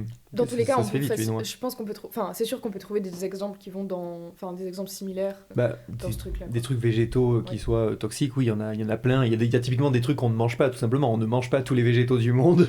On en mange, je pense qu'à peine quelques pourcents. Les champignons ne sont pas des végétaux, du coup. Mais oui, en tout cas, il y a plein de végétaux. Dans ce qu'on consomme, il y a des trucs genre comme la muscade qui peuvent être toxiques à haute dose, mais après il y en a tout simplement qu'on ne mange pas parce qu'ils sont juste toxiques. Bon bref. The one and only source of E. coli and salmonella? Shit. Human shit or animal shit. Spinach doesn't shit. Broccoli doesn't shit. Ouais, il veut dire le fait que les animaux chient, ça augmente des risques. C'est pas faux que l'élevage cause des risques sanitaires, que si on n'avait pas l'élevage, ou en tout cas pas autant d'élevage, c'est sûr qu'on aurait moins de risques de pandémie, on aurait moins de risques de résistance aux antibiotiques. C'est sûr que, outre le côté nutritionnel, diminuer drastiquement l'élevage a beaucoup d'autres avantages d'un point de vue sanitaire, ça c'est clair. Après, est-ce qu'il peut pas avoir des trucs végétaux où il peut y avoir des intoxications? Effectivement, ça limite peut-être les risques de Escherichia coli. Peanuts don't shit. Let's stop blaming the plant products when there's an E. coli salmonella contamination. That's the fault of a meat-eating society. Why? Well, meat eaters want billions of land animals to eat, so we have to mass produce billions of land animals. Keep in mind, this has nothing to do with God, nothing to do with evolution anymore. This is a business. This is Smithfield, ConAgra, Purdue, Tyson, McDonald's, Burger King, Wendy's, KFC. That's why we have animal agriculture classes in college. So when we mass produce billions of land animals, they have trillions of tons of manure. That stuff gets in the waterways, and then there's runoff onto the crops, or they're putting feces, contaminated water, directly onto the crops. But all of our main diseases, heart attacks and strokes. Et Choco, tu te dis, Escherichia coli ne se trouve pas que dans les caca humains et du bétail, les animaux sauvages aussi en ont, à moins de supprimer toute vie animale. Peut-être que là-dessus on peut être charitable en disant que le fécès, voilà, c'est qu'il n'y a pas de contact, le fécès des animaux sauvages on le récupère pas pour le mettre sur les récoltes a priori, enfin pour le mettre sur les cultures. Donc peut-être que là-dessus effectivement, en tout cas l'élevage augmente le risque de zoonose, ça c'est clair. Après c'est un peu toujours pareil quoi, c'est d'être dans un truc très binaire et très l'exploitation animale c'est mal sur absolument tous les plans et sans exception. Après là où j'ai l'impression qu'on pourrait peut-être à la fois on pourrait dire réunir les deux propos, c'est que effectivement il y a des virus ou quoi qui peuvent se développer dans la vie sauvage, et le fait que des fois on les chasse ou qu'on fasse du braconnage ou quoi, peut faire un contact qui peut Oui, carrément. voilà, qui peut faire d'autres risques, quoi. Mais je suis pas sûre que Escherichia coli ce soit vraiment le plus gros risque du contact avec les autres animaux, enfin les animaux sauvages. Dans les animaux sauvages, Je sais pas, bon, il y a, bref. je sais pas. Après, dans les animaux sauvages, il y a aussi d'autres virus potentiels. Oui, voilà. surtout. Most of the cancers: prostate cancer, colon cancer, breast cancer, pancreatic cancer, ovarian cancer, kidney disease, diabetes, osteoporosis, high blood pressure, obesity, asthma. 4 main factors that cause them. Now, I know about other factors. I'm not saying that you can't get sick elsewhere. Of course you can. Smoking, drinking, stress, chemicals in the environment, high fructose corn syrup, Twinkies. I know about the other things that can lead to an ailment, but the 4 main factors are found inside of meat, cheese, milk, and eggs. Cholesterol, saturated fat, trans fatty acids, animal protein. And I'll repeat that last one. Là aussi, on l'a dit un peu tout à l'heure, mais à la fois il y a une part de vrai qui l'extrapole, où effectivement, moins manger de viande ou de fromage, ça peut avoir des avantages, mais c'est un facteur de risque. Oui, voilà. La viande rouge peut être, surtout, enfin, tout dépend quelle viande, mais surtout la viande rouge, mais la viande en général peut avoir. Transformée aussi. Ouais, oui, effectivement. Peut être facteur de risque, donc notamment, comme il a dit, des maladies cardiovasculaires. Mais là encore, cancer, c'est pas tous non plus. Je crois qu'il Non, il les cite. Il a dit colorectal, c'est notamment cancer colorectal. Mais... En tout cas, il les cite pas tous les cancers pour le coup. Et voilà, donc diabète, tout ça, c'est pas tort, mais après, il y a effectivement une influence, mais l'influence, elle est pas non plus toujours gigantesque, quoi. Tout dépend. Mais c'est vrai qu'il y a quelque chose, ça sort pas de nulle part, quoi. Nobody wants to hear about animal protein. But when you go vegan, did you know that you eliminate cholesterol entirely from your diet? You can only get cholesterol from meat, cheese, milk, and eggs. And your body makes cholesterol on its own. That's the... Il n'y a pas du tout de cholestérol. Je voudrais pas dire bêtise, je maîtrise pas la question du cholestérol. Le truc du bon, mauvais cholestérol, je sais pas si c'est encore d'actualité en nutrition. Là, c'est un point que j'ai pas. Je me souviens quand. Enfin, alors, ça fait longtemps, j'ai eu une période où je me renseignais beaucoup en nutrition, maintenant pas trop depuis assez longtemps. Le truc du cholestérol, ça m'avait paru un peu complexe et j'avais pas creusé, donc je sais pas. Est-ce qu'il y a pas de cholestérol dans les végétaux ou que du bon cholestérol, j'avoue, je sais pas. On regardera sur le 9. Oui. The only such thing as good cholesterol. If you bring it in from an outside source, it's automatically bad cholesterol. You can take out around 95% of saturated fat when you go vegan, and you can take out all the naturally occurring trans. Souvent, les graisses saturées, c'est vrai que la plupart des gens en mangent trop, mais là aussi, il en faut un peu. C'est-à-dire que pour quelqu'un qui mange à dominante végétale et qui mange sainement et tout, manger un peu plus de graisse saturée. Nous-mêmes, dans le régime végétalien, il y en a un peu de graisse. Si vous prenez de l'huile de palme ou de l'huile de coco, il y en a beaucoup dans ces Là, il y en a trucs-là. 12 grammes. 12 grammes. Ouais. Du coup, il y a des graisses saturées. Mais c'est pas comme les graisses trans où si on en a pas on n'a pas besoin de graisses trans, mais les graisses saturées, il nous en faut quand même un peu et c'est pas grave d'en manger un peu. Mais si on regarde par rapport à la population moyenne, effectivement, la plupart des gens en consomment beaucoup trop. Fatty acids too. Keep this in mind, between 2 to 9% of all meat and all dairy naturally comprised of trans fatty acids. And you can obviously take out all the En animal tout cas, le truc c'est qu'il extrapole des trucs où il n'y a pas que du faux dans ce qu'il dit, mais la manière dont il dit, il cherche vraiment à dire les produits animaux c'est toxique pour la santé et il faudrait vraiment être vegan parce que je sais pas, j'ai l'impression on en vient à conclure que si jamais en plus il s'en sert pour défendre le véganisme, donc il y a bien sous-entendu que le moins de produits animaux peut être pas sain et qu'il vaut mieux pas en manger du tout, ce qui nutritionnellement se défend pas si bien que ça, quoi. Alors ouais, justement, éthiquement, pour moi, ça se défend facilement. Enfin, ça se défend bien, en tout cas. Et du coup, j'ai l'impression qu'il utilise des mauvais arguments pour avoir des conclusions avec lesquelles je suis carrément d'accord. Et du coup, ça dessert la conclusion vers laquelle on voudrait aller. Ça me fait penser à la conférence de réplique éthique qui est très bien, là, sur les raisons d'être vegan. Et il montre à chaque fois, pour les raisons écologiques, santé et tout, qu'il y a toujours des contre-exemples qui fait que tu peux effectivement, pour plein d'autres raisons que l'éthique animale, que l'éthique en général, tu peux en venir à vouloir réduire la viande. Mais pour être vraiment vegan, c'est juste l'éthique animale. Il n'y a que l'éthique, effectivement. Il n'y a aucune d'autre raison que l'éthique animale qui peut pousser à ça. Ouais. Après, juste peut-être pour clarifier là-dessus, parce que je sens qu'il y a peut-être des gens que ça fait tiquer, mais ça peut être les questions d'éthique environnementale ou les questions de santé, ça peut être une porte d'entrée et ça peut être quelque chose qui nous permet nous encourage en tout cas à être en partie, d'aller vers une alimentation végétale, une végétalisation de l'alimentation ou d'arrêter certaines choses qui relèvent de l'exploitation animale ou ce genre de choses. Mais en tout cas, pour être vraiment dans le véganisme, ce sera à un moment ou à un autre une question d'éthique animale. Now, animal protein is way too acidic for the human body. We don't process it properly. It is the main reason why 1 in 3 meat eaters continually get cancer. And it's one of the main causes of osteoporosis. Were you aware that when animal protein... Je crois que c'est controversé ce qu'il C'est dit le sur truc avec l'ostéoporose, le lait, non? là. Je crois, en vrai, l'ostéoporose, je connais pas bien le sujet. De ce que j'en connais, c'est compliqué de déterminer hyper précisément les causes de l'ostéoporose. Je sais pas s'il faudrait voir les études récentes. Je sais pas à quel point on a vraiment des certitudes là-dessus pour l'instant. Mais je crois qu'il est sur le truc de l'acide basique là. Ah, Il y c'est ça que tu veux a... je crois, hein. Parce qu'il dit c'est Ouais. trop acide pour le corps. Je Il crois est- qu'il est sur ce truc-là Ah. d'équilibre acide-basique. Attends, on va Et voir. ça, c'est. Enters the human body and makes our blood acidic instantaneously, but our blood can't stay acidic for long or else we die. So our body has to figure out instantly how to neutralize the acidity. Have some good news and some bad news. Let's start with the good. Our bodies have figured out how to neutralize the acidity. Bad news. There's only one way to make it happen at this point. With phosphate. There's only one source of phosphate in the human body. Bones. Just so you know, our bones. Ce truc, je sais pas si est-ce que c'est totalement faux ou pas. Ah là, ça fait longtemps que je me suis pas renseigné là-dessus. Bon, du coup, je pense que là, j'ai clairement pas les connaissances en tête pour y répondre. Je crois qu'il y a Swan Tricouard qui a fait, du coup, qui est diététicien N, qui a fait une vidéo sur l'équilibre acido-basique. En tout cas, où il y a le parle de l'équilibre acido-basique. Mais je sais pas si c'est juste ça qu'il dit. Parce qu'effectivement, J'ai l'impression que c'est ça. Hein. parce que le fait qu'on rééquilibre, enfin, en tout cas, effectivement, on a besoin d'avoir une alimentation alcanisante, comme on entend beaucoup dans les milieux pseudo-scientifiques, pour rééquilibrer, pour pas avoir peur de manger des aliments trop acidifiants, quoi. Ce truc-là, effectivement, ça tient pas. Le citre. Ah non, ça c'est acide. C'est pas... je sais Non, pas si mais c'est addition. souvent dans les discours, les gens qui défendent ça, ils vont souvent dire oui, le citron c'est acide, mais une fois dans ton corps, c'est basifiant en fait, parce que ça s'inverse. Je sais plus à quel point quels sont les fondements, mais bon, pour faire très simple, notre corps il a pas besoin il sait très bien tempérer ça. Après, est-ce qu'il y a vraiment par rapport au lait ou quoi, le fait que notre corps va puiser sur les os ou quoi, je sais pas si ça se base sur rien du tout ou si ça fait référence à autre chose. Je sais plus trop, mais Est-ce qu'il donne ses sources à la fin bonne Bio ou question. pas Là, je ne saurais pas répondre, juste, faut prendre ça avec des pincettes, quoi, et bien vérifier l'info. Mais même là encore, c'est encore un argument nutritionnel pour diaboliser les produits animaux. Bon. Bones are comprised of two things, calcium phosphate, and they're binded together. So our body leaches calcium phosphate out of the bones, takes the phosphate. C'est vrai qu'il y a des gens calés en nutrition dans le chat, n'hésitez pas à dire si jamais. Est-ce qu'il y a du fondement dans ce qu'il dit et peut-être qu'il extrapole ou si c'est vraiment claqué, quoi. Je sais pas, je crois que c'est parce qu'il y a une histoire où ça se... en gros, c'est stocké dans les os, et du coup, si tu manges pas un truc, je suppose, hein, un truc qui est immédiatement basifiant, ça irait puiser dans les os. Il me semble que c'est ça l'explication qui est donnée derrière. Mais bref. Mais tu vois, ce que dit Choco, alors le truc de l'acide, alors c'est compliqué. En fait, ce qui est pénible avec ce sujet de l'équilibre acido-basique, c'est qu'en fait, si on va dans le détail, c'est très compliqué. C'est vraiment complexe. Ouais, Là. Je pense qu'il faut vraiment être très pointu pour bien comprendre l'équilibre acido-basique du corps. Mais pour faire très simple, là tu dis contrer l'acide, en fait, il n'y a même pas besoin. Enfin, faut vraiment pas avoir peur de et surtout, en plus, ce qu'on appelle l'indice PRAL, donc le truc qu'on entend souvent dans les milieux naturopathes, tout ça. L'indice PRAL qui serait que chaque aliment aurait une teneur plus ou moins acidifiante ou basifiante. Et alors la méthode de calcul pour arriver à ça, c'est basé sur rien de très concret, quoi. C'est basé. Ouais.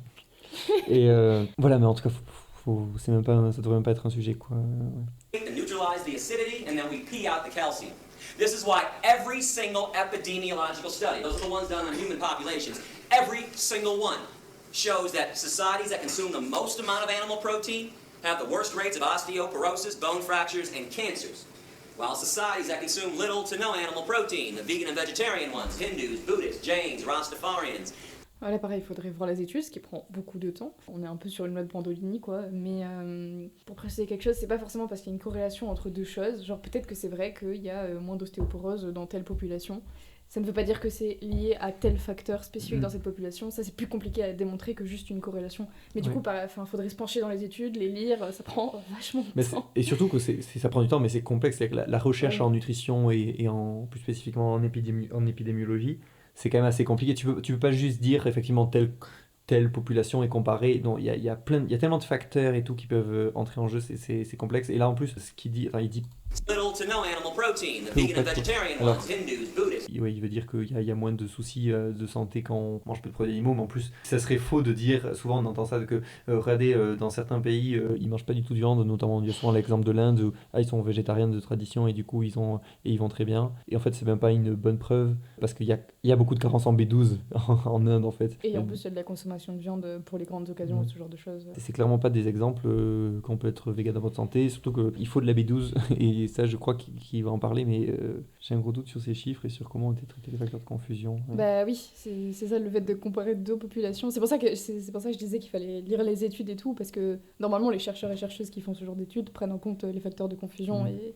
sont assez enfin j'espère en tout cas, sont assez rigoureux quoi. Présenté comme ça en tout cas, où il dit on a comparé les hindous et on a comparé les européens ou les américains et on voit qu'il y a telle chose, ça dit pas grand chose en fait sur l'influence du végétalisme ou du véganisme quoi. Je suis dubitative. En tout cas présenté comme ça, si c'était une étude qui a été faite comme ça où il y a juste une comparaison de deux populations, ça vaut pas grand chose quoi. C'est vrai que si l'étude scientifique est bien faite, normalement, même s'ils ont fait cette méthodologie-là, ils sont dans les limites de l'étude, ils doivent dire nos limites, c'est qu'on a fait juste une comparaison et que du coup, on n'a pas pris en compte tel facteur, donc nos résultats peuvent être biaisés par tel facteur. Normalement, une bonne étude doit expliquer les limites de son propre protocole. Jains, Rastafarians, Seventh-day Adventists have little to no rates of osteoporosis, bone fractures, and cancers. And so we don't get into a debate during Q&A about different medical studies that are out there. A lot of times when people know I'm coming to class in advance, boy, they'll spend a few hours online looking up studies, print it out, wait for Q&A, and go, hey, Rosky, I got a study here that contradicted everything you told us today. What's up with that? Well, here's what's up with that. You don't need a medical study to show you what people are dying of. But for the record, every study you can produce showing that humans need meat, cheese, milk, and eggs, I'll produce 2. 2-to-1 ratio, showing that meat, cheese, milk, and eggs are... Là, le fait qu'il parle juste de la quantité d'études, alors ça peut être un indicateur, mais si tu tiens pas compte de la qualité des études, ça ne dit pas grand-chose, quoi. Je pense qu'il y a des sujets où on pourrait très facilement trouver l'inverse. Il faut tenir compte de la qualité des études, c'est pas juste une question de quantité. En tout cas, ce qui est vrai, c'est que si on prend l'exemple qu'il donne, où tu as une personne qui va chercher une étude spécifique pour dire regardez ce que tu as dit, moi j'ai trouvé une étude qui dit l'inverse. Et c'est souvent des fois ce qu'on entend de certaines personnes qui vont dire oui, mais on peut aussi les relativiser la science, qui vont dire ouais, il y a une étude qui dit ça, mais on peut très bien trouver une étude qui dit le contraire. Évidemment, c'est surtout quand il y a beaucoup d'études sur un sujet, évidemment. La science, ça marche par aussi, on va regarder la totalité des études, on va regarder lesquelles ont les meilleurs protocoles, lesquelles ont les plus gros échantillons, filtrer tout ça, et idéalement faire ce qu'on appelle des méta-analyses, voilà, essayer de faire des compiles d'études, essayer de voir s'il y a un consensus qui se dégage de tout ça. Et pour la nutrition, voilà, on peut dire qu'actuellement, ça devient de plus en plus consensuel dans le milieu des études en nutrition et chez les chercheurs du domaine que oui, on peut être végétalien en bonne santé. Et c'est ça qui pèse, c'est les méta-analyses du domaine et l'avis des chercheurs du domaine qui se base sur ces études, ces méta-analyses, c'est ça qui pèse. Sur cette question de la hiérarchie des preuves, j'ai fait un post qui s'appelle, je crois, la hiérarchie des preuves, qui est un des tout premiers que j'ai sorti. Mais voilà, si ça vous intéresse, ça explique un peu c'est quoi la hiérarchie des preuves et que toutes les études se valent pas, quelles études sont plus pertinentes que d'autres, enfin bref. En tout cas, quels protocoles sont plus fiables que d'autres. Responsible for every major disease. But we all know medical studies can be manipulated either way. So even though I got a heavy 2-to-1 edge on this, I say toss them all out, because you don't need them. All you have to do is pay attention to this meat, cheese, milk, egg-eating society that we all live in. So how many of your family members and your friends' family members have a disease already or have died already from a disease? Because I can't be the only one affected by this. My grandfather died from a heart attack, my grandma died from a stroke. My Uncle Jack died from a heart attack. And last October, on the 15th... Là, bon, le fait qu'il parle d'anecdotes personnelles, qu'il interpelle les gens sur leurs propres anecdotes, bon, méthodologiquement, ça vaut pas grand-chose. On pourrait avoir par hasard, genre il y a 30 personnes sur les 7 milliards ou 8 milliards qu'on est. Il se pourrait que ce soit un hasard que sur ces 30 personnes, il y en ait beaucoup qui aient des gens malades dans leur famille. Et ça dit pas grand-chose. En plus, il faudrait prouver que c'est lié à la consommation de viande ou d'œufs, enfin bref. Du coup, méthodologiquement, ça vaut pas grand-chose. Et puis, je trouve qu'on est encore dans cet appel à l'émotion. Bon, stratégiquement, ça peut peut-être se défendre, mais pour moi, c'est pas un bon argument. Déjà parce que, comme je l'ai dit, ça montre rien par rapport à la consommation de produits animaux, quoi. Mais... Call around midnight, and my father had just died from a heart attack. My mom, she's got asthma. My stepdad's got heart disease so badly he takes 7 pills for breakfast. My best friend Darren, 4 of his aunts and uncles have died from diabetes. His ex-girlfriend Rita has breast cancer at 40 and she's dying. C'est vrai que là, il y a un peu un appel, bon, déjà un appel à l'émotion, avec ce côté, ça sous-entend que tout ça, c'est à cause de la consommation de viande. Alors, peut-être que ça a pu un peu jouer, mais sur tous les trucs qu'il a dit, sur l'asthme et tout, ça peut jouer ? Bon, je sais pas, mais... Bon. Inversement, en fait, on pourrait dire oui, bah moi j'ai un pote qui est vegan et je sais pas, il a un cancer ou quoi. C'est pas un argument pertinent ouais, en fait. Une anecdote individuelle, voilà, pas ça grand-chose. prouve rien. Et du coup, je suis un peu dubitatif de cet argument, quoi. And yesterday, my girlfriend just found out that her father has prostate cancer. What's the one thing we all have in common with each other besides the air we breathe and the water we drink? Meat, cheese, milk and eggs. On pourrait dire, je sais pas, on fait tous à peu près le même temps de sport, ou on a tous consommé, je sais pas, on a tous eu tel vaccin, on pourrait en fait faire cet argumentaire. Si on n'a pas de preuve du lien entre tel produit et l'occurrence de telle maladie, En fait, on peut dire ça pour absolument tout. Mm. Oui, voilà, c'est un argument anti-vax, exactement. Genre, ça repose sur rien, en fait. Alors moi, qu'on dise que effectivement il y a des problèmes... Enfin, quand c'est sourcé et qu'effectivement il y a des... On sait aujourd'hui que la viande, notamment la viande rouge et la viande transformée, est un facteur de risque pour telle ou telle maladie. Ok, mais là, d'être dans un appel à plein d'anecdotes personnelles, ça vaut rien, en fait. Et ça peut se retourner, encore une fois, contre ces arguments. Ouais, surtout que là, il faut toujours remettre par rapport aux échelles. Dire tel truc favorise le cancer ou telle maladie, ça peut être vrai, mais il faut voir le ratio aussi. Des fois, ça peut être vrai, mais pas gigantesque non plus. Après, là, pour la viande, en tout cas sur certains problèmes, il me semble que c'est assez important. Ben, je crois que sur le cancer colorectal, par exemple, a priori, c'est assez important. Sur les maladies cardiovasculaires, il me semble que c'est pas... Je ne voulais pas dire de bêtises, mais je crois que c'est un peu important aussi. Mais sur les autres, il a donné plein d'autres exemples. Sur l'asthme, est-ce que c'est un lien? Je ne sais pas, j'ai pas connaissance d'études là-dessus, mais ça se trouve, c'est un lien qui peut être très faible. Et après, là, il parle de la viande, le fromage, le lait, les œufs. Est-ce que le lait, est-ce que vraiment il y a un effet du lait sur tous les trucs qu'il a dit? Enfin, je pense que ça peut donner une image un peu faussée du truc quand même. Animal products all day long. And I know you can blame some of the cancers on environmental pollution, there's no doubt about that. But how are you going to blame heart attacks and strokes on environmental pollution? And diabetes, osteoporosis, obesity?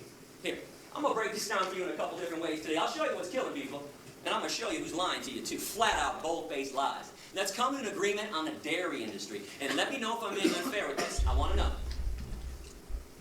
According to the dairy industry itself, the main reason they exist is so you can get calcium. Fair? Is that not their entire claim? Eat some cheese, drink some cow's milk, strong bones, strong body. Milk does a body good. Got milk? Check it out with the USDA in America. We consume the most amount of dairy on the planet. Right here, you can't even get a sandwich anymore without cheese. We put cheese in every nook and every cranny of every single food item. We put it in salad anymore without cheese. Thousand Island, can you pour some dairy on these vegetables for me? With weed, crack, ecstasy, morphine, and the antidote. Most people can't even fathom one meal, let alone one day or a lifetime without cheese. In fact, if you want... C'est vrai qu'on a des produits animaux partout, quoi, mais... Want to know why vegetarians never go vegan? Cheese. Cheese on a baked potato, cheese on the broccoli, cheese on everything in sight. Boy, straight up cow's milk, but slap a double cheese pepperoni. All these animal products coming in supplements. Actonel, Boniva, Citric acid. You got to be kidding me. Calcium supplements in America? How come there's osteoporosis at all? How come at the vitamin stores, I say plural stores, because when I travel the country, boy, meat eaters pull me aside all the time and say, hey, Gary, we eat meat because you get everything you need from meat. All the vitamins, all the minerals, all the nutrients. Well, how come in this meat, cheese, milk, egg eating society that we all live in, every city has not only one, but 2, 3, 4, 5, or 6 vitamin stores? How come Rite Aid, CVS, and Walgreens now have complete vitamin sections too? With a whole shelf devoted to calcium supplements. I thought everybody was getting calcium from the animal products. Je crois que ce qu'il dit, si je dis pas de bêtises, ça part d'un truc qui est pas tout à fait faux, mais qui est en tout cas il voudrait dire, mais en fait, il y a tout ce qu'il a dit, qu'après, ça puiserait dans les os, tout ça, et ce qui ferait que, en fait, en mangeant des produits laitiers, finalement, ça serait problématique pour les os, et que du coup, on manquerait même de calcium, qu'il y aurait plus d'ostéoporose. Bon, il y a tout un truc dans ce style. Et je crois que dans la réalité, alors, effectivement, il y a quand même je crois que les produits laitiers, j'espère que je dis pas de bêtises, prenez avec des pincettes parce que c'est de mémoire, que les produits laitiers, effectivement, en tout cas, font des fuites de calcium, qui fait que quand on mange des produits laitiers, en tout cas, faut quand même on a besoin d'un peu plus de, il y a pas mal de calcium dedans, mais il faut plus, c'est-à-dire une personne qui est végétarienne, qui prend beaucoup de produits laitiers, il faudra plus de calcium qu'une personne végétalienne, je crois. Mais ce qu'il dit là, au mieux, je crois que ça, c'est à peu près ce que je viens de dire, mais ça ne va pas jusqu'à ce qu'il dit là, quoi. Quelqu'un me corrige si j'ai dit une bêtise, mais je crois, ouais. Ok, non, moi j'allais dire que je suis pas compétente sur la question du calcium ou ce genre de choses, mais je peux renvoyer vers une source plus fiable que juste moi. Il y a l'ONAV, donc l'Observatoire National de l'Alimentation Végétale, qui ont 2 sites, je crois. Un qui est dédié à la population générale et où vous pouvez retrouver des résumés du consensus actuel sur tel nutriment, notamment axé, en tout cas pour les populations qui ont eu une alimentation végétale, quoi. Et il y a le site VGClick aussi qui est à destination des professionnels de santé pour orienter leurs patients et patientes végétariens/végétaliens. Comme tu dis, ouais, il enchaîne tellement vite les sujets que finalement, l'impression principale que ça me donne, c'est celle d'un vulgaire millefeuille argumentatif. Et c'est exactement ça, ouais. Il enchaîne à arguments. Au début, c'était d'éthique, et après, sans transition, il dissocie pas les arguments. Paf, t'as un truc nutrition, écolo, nutrition, et tout est enchaîné. C'est vrai que pense que c'est peut-être ça qui fait qu'il est convaincant, hein, parce que les gens qui sont là, et si t'adhères déjà un petit peu au début, tu te dis, ah oui, là c'est plein d'arguments, tu te dis vraiment, ah ouais, il faut vraiment être vegan. Et... Ouais, moi je sais pas, c'est un choix, j'ai l'impression que c'est plus un choix de. Il fait sa conférence comme ça. Je Ouais, sais pas, moi bah- j'ai pas trop de critiques là-dessus. Alors après, le problème c'est surtout que ces arguments sont pas bons quoi. Mais qu'il l'organise comme ça, bon écoute. Mais disons que le problème du millefeuille, c'est surtout que si jamais t'as vraiment des arguments très solides, t'as pas besoin de les empiler autant. Souvent, c'est un truc qu'on retrouve beaucoup chez les. C'est quoi le site pour les professionnels de santé? C'est VG Click. Ouais, le truc du millefeuille, c'est que vu que notre argumentaire il est pas hyper solide, ben justement on va asséner plein d'arguments pour que ça paraisse, ça paraisse plus solide quoi. Pour moi, tu peux avoir un truc qui s'apparente à du millefeuille, mais qui est quand même pertinent parce que des fois il y a plein d'arguments pour contrer.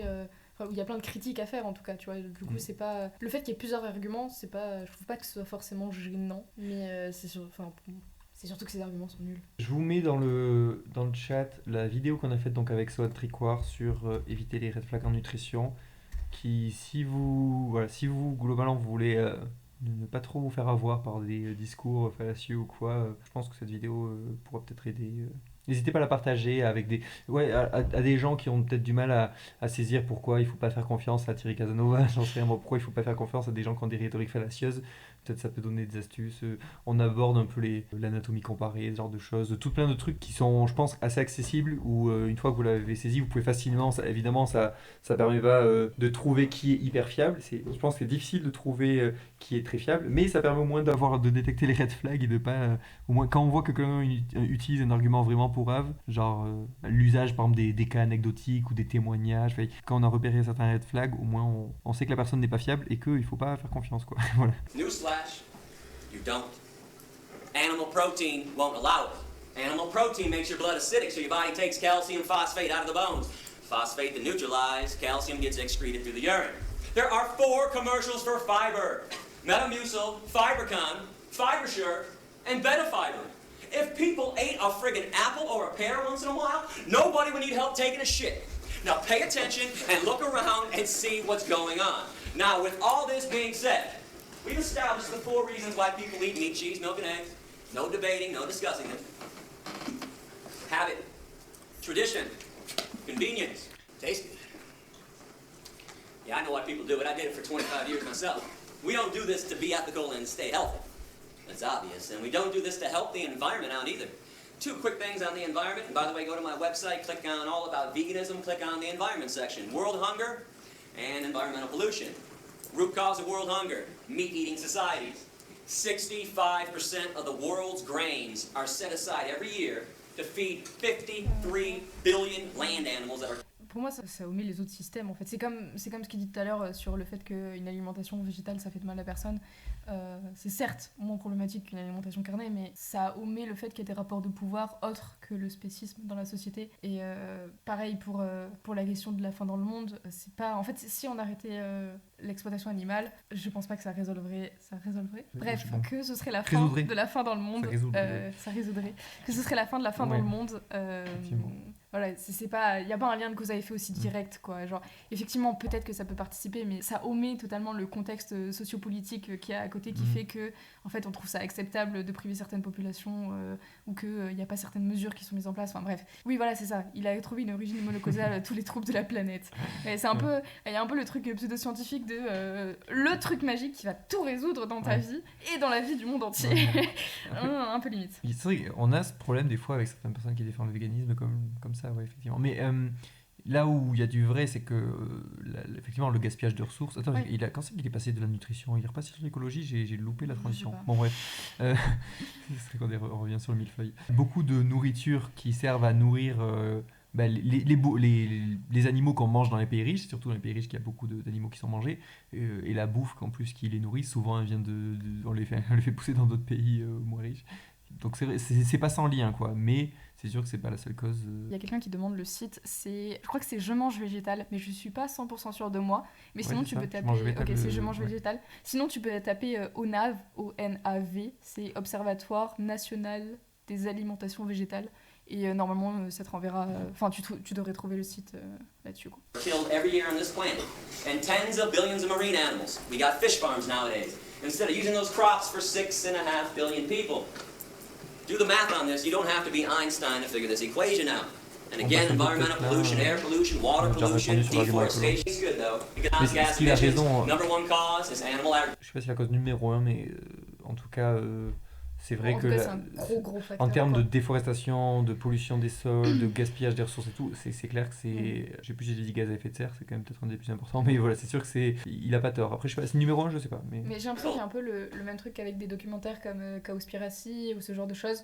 Il y a quelques où il y chiffres a un faux, peu ouais voilà, où en fait parmi des trucs qui sont vrais et qui sont ce qu'on pourrait dire des bons arguments, il se glisse des trucs genre soit des exagérations, soit des informations partielles qui sont un peu trompeuses, et du coup je trouve que ça décrédibilise un peu du coup l'ensemble du documentaire, alors qu'il y aurait moyen de faire un truc carré et d'être juste factuellement juste quoi, sur l'impact que ça peut avoir. Cowspiracy, c'est dommage parce que il y en a pas tant que ça des erreurs. En vrai, il y en a vraiment, je crois qu'il y en a genre 2 ou 3. Et surtout que ça ne change rien au fond du propos. Genre, si on corrige, genre, on enlève les chiffres qu'ils ont exagérés et on les met par les vrais chiffres, ça change rien au fond du truc. Mais donc, comme Seaspiracy, tu vois, il y a le même problème. Le fait, l'océan, moi non plus, mais j'ai vu quelques arguments, mais le truc de l'océan de plastique, en fait, ils ont dit que, je crois que c'était, bon, je ne me rappelle plus les chiffres, mais en gros, c'était genre 75% des déchets dans l'océan, des déchets plastiques dans l'océan, c'est lié à la pêche. Et en fait, c'est genre, l'étude, elle a été faite sur un océan dans la planète, donc sur un espace qui était beaucoup plus réduit. Enfin, et du coup, il y a des exagérations comme ça où on se dit, bah, est-ce qu'on peut vraiment leur faire confiance ? Je trouve que c'est dommage, quoi. On peut admettre que des fois certains gens peuvent se tromper aussi. Donc Cowspiracy, je sais pas, est-ce que le truc a été mal fait ou est-ce qu'ils, bon, même en bonne volonté ils sont trompés. Globalement, je pense que ça reste. Si on voit par exemple, je crois qu'L114 avait fait un communiqué pour corriger les points qui n'allaient pas dans Cowspiracy. Ça reste un bon documentaire malgré ces trucs-là. Quoi. Il reste juste. C'est dommage parce que ça donne des billes aux adversaires qui sont légitimes. Et du coup, ça focalise sur... Enfin, probablement que les opposants politiques vont se focaliser sur ces points qui sont faux pour dire, non, regarde, c'est de la merde. Et du coup, ça permet de ne pas prêter attention à tout le reste. Donc, Cowspiracy, c'est le truc de... Je crois que c'est pour les gaz à effet de serre. Je crois qu'il disait que c'était l'élevage, c'était 51% des gaz à effet de serre. Je crois que c'est ça le chiffre. Alors, souvent, on a le chiffre de... En fait, je crois qu'il y a plusieurs études et que du coup, ils ont c'est très complexe. Il y a des énormes après, diversités de chiffres. Mais ça reste important. Souvent, on a le chiffre de 14,5% qui revient beaucoup. Il y a quand même des trucs, notamment récents, ça serait quand même potentiellement plus haut, peut-être de l'ordre du 20% ou quoi, mais bref, c'est l'ordre de grandeur qui compte. Mais en tout cas, même si c'était plus haut que 14, c'est sûr qu'on est clairement pas au 50, quoi. Après, je crois qu'il y a une étude qui a abouti à 50, mais le fait qu'ils mettent spécifiquement les celle-là... études les plus fiables non plus, quoi. C'est le fait qu'ils mettent spécifiquement celle-là. Ça fait un peu de cherry picking, quoi. On prend pile celle qui nous arrange, de la même manière que les anti-véganes, des fois, prennent pile celle qui dit que c'est 6%. Et il n'y a aucune raison de penser que c'est juste 6%, c'est clairement beaucoup plus. Mais voilà, on prend ce qui nous arrange des fois et c'est pas rigoureux. Là-dessus, j'ai l'impression qu'on a... quand on est dans une lutte sociale, et notamment dans l'antispécisme qui est quand même assez minoritaire, quoi, je pense qu'on a un peu... Bon, c'est un peu injuste, j'ai envie de dire, parce qu'on nous attend un peu au tournant, quoi. Et du coup, je pense que on a vraiment intérêt à essayer en tout cas d'être le ou la plus fiable possible sur les infos qu'on donne, quoi. C'est chiant parce que ça prend du temps, mais je pense que ça peut que servir la lutte. Il faut le faire de toute manière, quand bien même on ne nous entendrait pas. Oui, mais j'ai envie de dire d'autant plus peut-être. D'autant plus dans ce cas-là, quoi. Mais oui, effectivement. Parce qu'il y a le truc que, de manière générale, l'erreur est, quand elle n'est pas fait exprès, est tolérée, mais effectivement là en fait il y a le truc de on n'a pas le droit à l'erreur, effectivement, parce qu'on nous attend. Now I want to get back to taste good though, because I think meat tastes great. It might shock you to hear me say that, but if you're doing some kind of extra credit essay on my speech and you want to quote me right now. I love the way meat tastes. C'est intéressant qu'il dise ça. Moi, je trouve ça intéressant qu'il appuie ça parce que pour bien montrer que c'est pas une question de préférence alimentaire, c'est pas une question de goût, c'est bien une question d'éthique. Et ça, il fait bien ça. Love it. Cheese. Love it. Du coup, tu vois, c'est un peu cow's milk and eggs. Avec le fait qu'au début il appuie sur l'argument de on aime les animaux, vous aimez les animaux, tu vois. Avec ce côté aussi de un peu c'est naturel d'être vegan ou quoi. C'est vrai, pourquoi on aime autant le goût de la viande ou du fromage si jamais notre corps était vraiment pas du tout fait pour en manger, quoi. Love it. Guilty as charged. I did not stop eating this stuff because of the taste issue. I stopped for ethics, morality, decency, compassion to the animals that I share this planet with. But here's the coolest thing about being vegan in this day and age. It's never been easier. You can have the same smell, taste, and texture of meat, cheese, and milk without it. Nobody has to suffer and die for dinner anymore, including you. qu'il dit là est d'autant plus vrai aujourd'hui pour le coup, parce que c'est vrai qu'à l'époque où il dit ça, je sais pas comment c'était aux États-Unis, mais après il donne des exemples, je crois. ouais, en France c'était moins le cas quand il a dit ça. En tout cas en 2015 en France, on pouvait facilement manger vegan, mais on n'avait pas des simili hyper réalistes en tout cas. Stuff that is made of soy. Wheat to the lies being spread about these products and spices. No chemicals. Là, le fait qu'ils disent pas de produits chimiques, avec le point en plus il y a le point d'exclamation dans le sous-titre. On est vraiment genre, là on est vraiment dans le truc de l'appel à la nature, enfin bref, le chimique déjà ça veut tout et rien dire. Et il y a Benji qui dit il y avait déjà plein de trucs à l'époque aux US.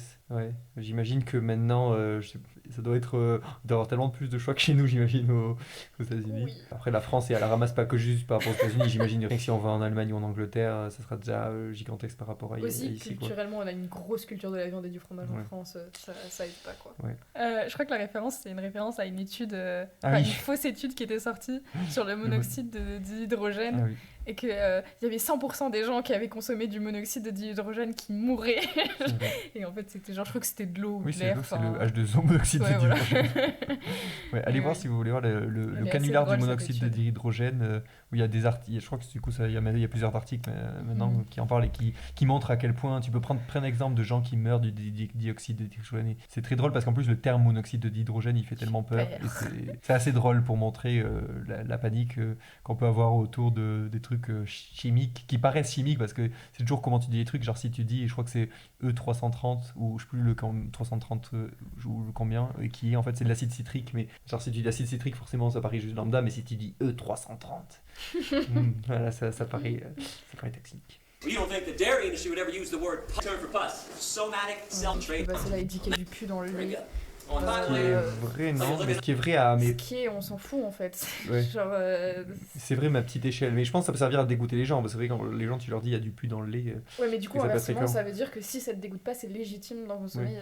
Mais ce que je trouve assez problématique. Surtout qu'en plus, on est quand même sur des quantités qui sont loin d'être gigantesques. Quoi. Does anybody know what an egg actually is from a hen? And don't say embryo or aborted fetus, not even close. It's unfertilized, so it can't be either. Hen is a female, though. Unfertilized egg through a female system. It's part of her menstruation cycle. It's a hen's period. People scramble up hen periods in the morning. And all of a sudden, I'm weird because... Les œufs, c'est des règles de poule. Le vomi des abeilles, je sais pas. Ah, que le miel, c'est du vomi d'abeille, ouais. Voilà, on est sur des arguments pour écœurer les gens, quoi. Qu'on appelle ça miel à la place, ouais.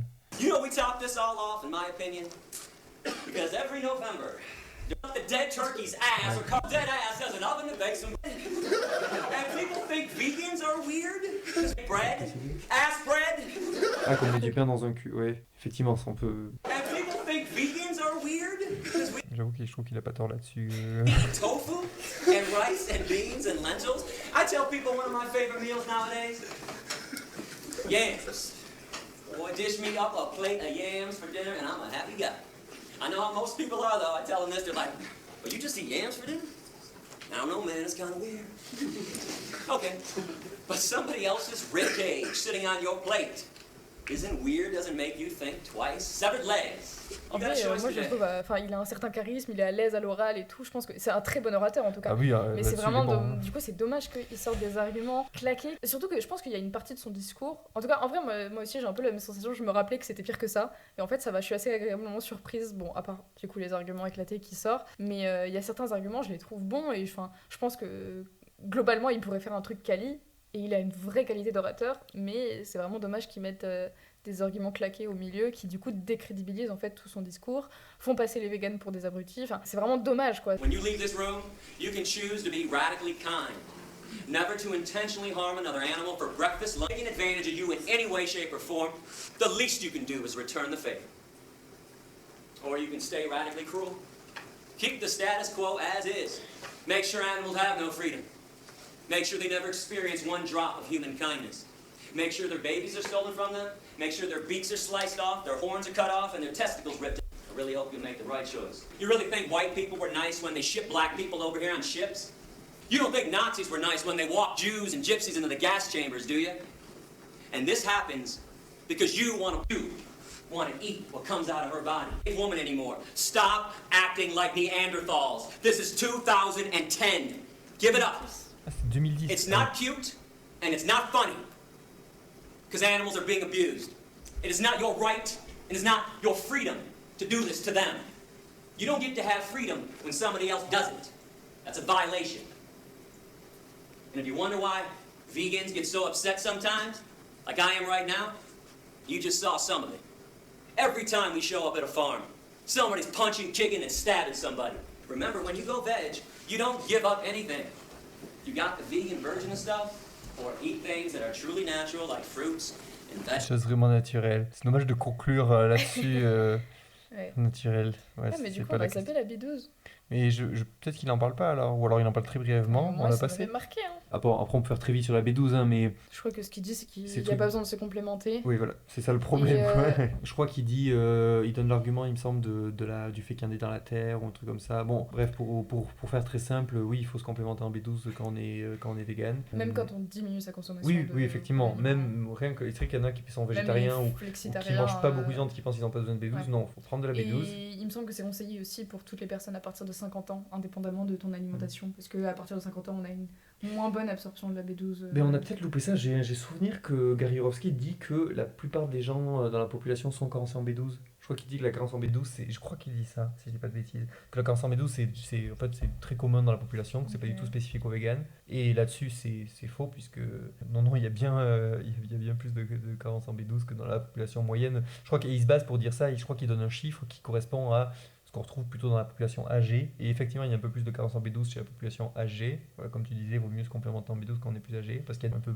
plus de difficultés d'absorption. Voilà, mais en tout cas, je crois qu'il donne un chiffre, il me semblait pas trop honnête, un truc comme ça. Moi, ça m'avait juste marqué qu'il disait qu'il y avait besoin de se complémenter en B12. Et en fait, je crois que c'est parce que aussi, aux États-Unis, il y a certains produits qui sont complémentés. Ah oui, je crois que c'est ça. Il dit qu'il y en a dans la levure. Ok. Il n'y a pas le discours du genre il y en a dans la terre ou quoi. Je sais plus. Bon, en tout cas, mais en tout cas, il dit que c'est pas nécessaire de se complémenter. Et ça, c'est hyper dangereux en fait. Faites pas ça. Genre, si vous diminuez votre consommation de produits animaux, complémentez-vous. Genre, ouais. Surtout que ça peut. Voilà, il n'y a pas de surdose en B12 en plus. Ça coûte même pas cher. Il y a vraiment autant le faire. Il n'y a vraiment aucun inconvénient à le faire. Let's go quoi. Et si vous avez des gens dans votre entourage qui sont végétariens, végétaliens ou pas loin de l'être en tout cas, parlez-leur de la B12, c'est important. Ouais. Il y a les fiches de Florence Delry sur le sujet. On va peut-être Elle a fait tout un récap des fiches mémo sur la vitamine B12 où elle explique les quantités, enfin quelle quantité, pourquoi c'est important, enfin ce genre de choses quoi. C'est assez facile à lire, c'est pas mal. Ouais. Et ça fait une bonne conclusion que de terminer sur la B12, surtout sur un truc où au niveau nutrition, il y avait à redire. Je vais vous mettre la fiche sur la B12 avec les petites fiches. Je vous partage au passage aussi le compte de Lila sur Instagram, donc le compte réfuté. Voilà, c'est elle. N'hésitez pas à aller voir c'est des posts assez courts qui sont très chouettes. Voilà, le site du coup Question Animaliste de Florence Delry qui est très chouette. Et voilà, si vous voulez des infos sur la B12, c'est top. N'hésitez pas à nous faire des retours sur ce que vous avez pensé. Toujours intéressant de savoir ce que vous en pensez pour voir aussi qu'est-ce qu'on fera ensuite. Du coup, rendez-vous jeudi prochain et on pensait parler d'écoféminisme. Voilà, on pensait parler d'écoféminisme comme on avait mentionné ça dans le chat. Sur ce, bonne soirée. Merci d'être resté jusqu'au bout. Merci, j'ai passé un bon moment. Et ben super. Toujours agréable de pouvoir discuter de ces sujets étant donné que dans mon entourage, j'ai très peu de personnes sensibles à cette cause. Ah, c'est vrai qu'on est un peu tout seul là-dessus, socialement, c'est pas simple. N'hésite pas à rejoindre aussi des serveurs Discord si tu veux pouvoir discuter un peu plus hors stream quoi. Du coup, si vous avez des retours, n'hésitez pas à venir sur le Discord les faire. Allez. Salut. Ouais, ciao, bonne soirée.